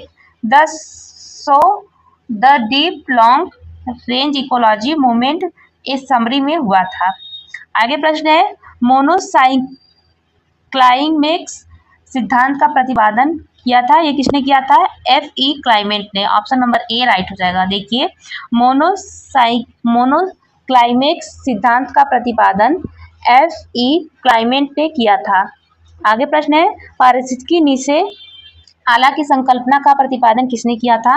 तो ये ग्रीनेल ने किया था, ऑप्शन नंबर ए राइट हो जाएगा। देखिए पारिस्थितिकी नीचे शब्द का सर्वप्रथम प्रयोग रास्वेल हिल जॉनसन ने वर्ष 1910 में किया था। वर्ष 1917 में जोसेफ ग्रीनले ने अपने लेख द नीचे रिलेशनशिप ऑफ कैलिफोर्निया ट्रांसफर में पारिस्थितिकी संदर्भ में नीचे शब्द तथा मेन्योर नीचे जैसे शब्दों को प्रयोग करके इस अवधारणा को लोकप्रिय बनाया था। आगे देखते हैं नेक्स्ट प्रश्न। पारिस्थितिकी निकेतन के संदर्भ में निम्न में से कौन सा कथन सही है?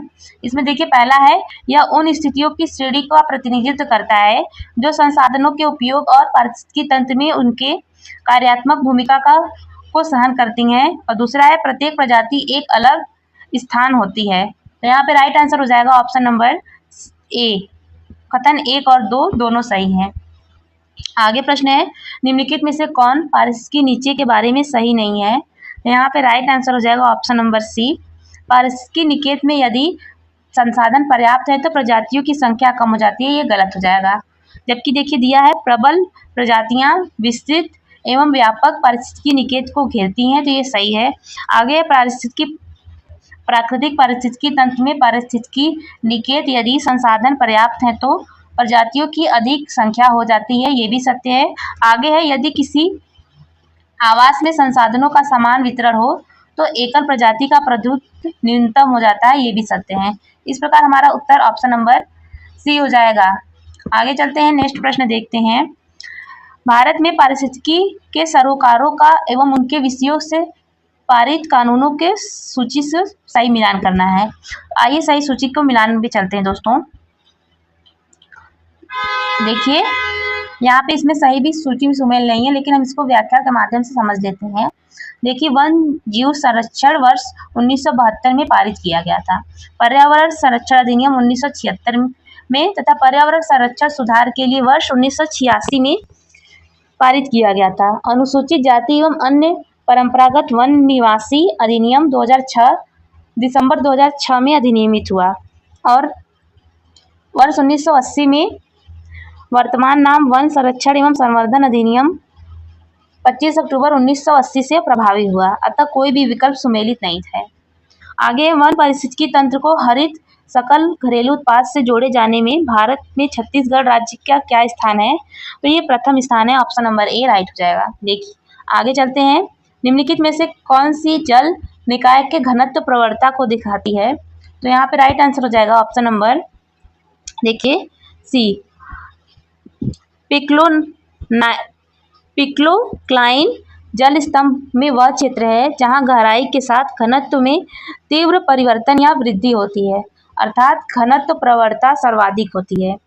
आगे चलते हैं। देखिए, हेक्साक्लाइन जल स्तंभ का वह ऊर्ध्वाधर क्षेत्र है जहां गहराई के साथ जल प्रवणता तीव्रता से परिवर्तित होती है। थर्मोक्लाइन जल स्तंभ का वह संक्रमण क्षेत्र है जहां गहराई के साथ तापमान तीव्रता से बदलता है। और पिक्लोक्लाइन में हेलोक्लाइन और थर्मोक्लाइन दोनों शामिल होते हैं जो गहराई के साथ घनत्व में तेजी से बदलाव संदर्भित करते हैं। आगे है, परितंत्र उत्पादकता के संदर्भ में समुद्री प्रवाह क्षेत्र के लिए महत्वपूर्ण है क्योंकि ये निम्नलिखित माध्यमों से समुद्री उत्पादकता बढ़ाते हैं। इसमें देखिए पहला है अपघटक सूक्ष्म जीवों को सतह पर लाकर, दूसरा है पोषकों को सतह पर लाकर और दूसरा है अधस्थलीय जीवों को सतह पर लाकर। तो यहाँ पे राइट आंसर हो जाएगा ऑप्शन नंबर बी, केवल ऑप्शन नंबर 2 सही है। देखिए ऑप्शन नंबर यहाँ पे समुद्री उत्प्लावक वह प्रक्रिया है जिसमें तट के समानांतर प्रवाहित होने वाली पवनों तथा पृथ्वी के घूर्णन कोरियालिस प्रभाव के कारण एकमैन प्रवाह से सतही जल तट से दूर हटती है तथा उसकी जगह ठंडा, अधिक सघन एवं पोषक तत्वों से समृद्ध जल ऊपर उठकर समुद्र की सतह पर आता है। समुद्री उत्प्रवाह में से पोषक पदार्थ जल समुद्री सतह पर उपलब्ध होते हैं जिससे समुद्री उत्पादकता में वृद्धि होती है। नेक्स्ट है, पारिस्थितिकी संवेदी क्षेत्रों के संदर्भ में निम्न में से कौन सा कथन सही है? इसमें पहला है, पारिस्थितिकी संवेदी क्षेत्र वे क्षेत्र हैं जिन्हें वन्यजीव संरक्षण अधिनियम 1972 के अधीन घोषित किया गया। और दूसरा है, पारिस्थितिकी संवेदी क्षेत्र को घोषित करने का प्रयोजन है उन क्षेत्रों में केवल कृषि को छोड़कर सभी मानव क्रियाओं पर प्रतिबंध लगाना। इस प्रकार यहाँ पे राइट आंसर हो जाएगा ऑप्शन नंबर डी, न तो 1 न ही 2, इसमें से कोई सा भी कथन सत्य नहीं है। आगे प्रश्न है, नीचे दिए गए प्रश्नों में कथन दिया है और उसका कारण दिया है। इसमें देखिए पहला कथन है, पारिस्थितिकी के विविध अवयव आपस में एक दूसरे पर निर्भर नहीं होते। और दूसरा है, मानव क्रियाओं से वातावरण प्रभावित होती है। तो यहाँ पे देखिए राइट आंसर हो जाएगा ऑप्शन नंबर डी। ये कथन गलत है किंतु आर सही है। देखिए, पारिस्थितिकी विधि अवयव घटक आपस में एक दूसरे पर निर्भर होते हैं, अतः कथन ए सही है। मानव क्रियाओं से पर्यावरण प्रभावित होता है, इसकी पुष्टि पिछले दशक के विभिन्न पारिस्थितिकी असंतुलन से संबंधित घटनाओं के सत्यमेव है, अतः कारण आर सत्य है। आगे देखते हैं, निम्नलिखित में से कौन सा कथन जनित जीवों का एक उदाहरण है। मानव जनित जीवों का निम्नलिखित में से कौन मानव जनित जीवों का एक उदाहरण है। यहाँ पे राइट आंसर हो जाएगा ऑप्शन नंबर डी, फसल भूमि। यह मानव जनित जैव भूमि का एक उदाहरण है। आगे है, कथन दिए गए हैं। पहला कथन इसमें, विश्व की सर्वाधिक प्रवाल भित्तियां उष्णकटिबंधीय सागर जलों में मिलती हैं। दूसरा है, विश्व की 1/3 से अधिक प्रवाल भित्तियां ऑस्ट्रेलिया, इंडोनेशिया और फिलीपींस राज्यों से संबंधित राज्य क्षेत्रों में स्थित हैं। और तीसरा है, उष्णकटिबंधीय वर्षा वनों की अपेक्षा प्रवाल भित्तियां कहीं अधिक संख्या में जंतु सघनों का परपोषण करती हैं। तो यहाँ पे राइट आंसर हो जाएगा ऑप्शन नंबर डी। यहाँ पे तीनों ही कथन सत्य हो जाएंगे। आगे चलते हैं, नेक्स्ट है जैव विविधता से बनने वाले प्रश्नों को अब हम देखेंगे। आइए चलते हैं, जैव विविधता से बनने वाले प्रश्नों को देखते हैं।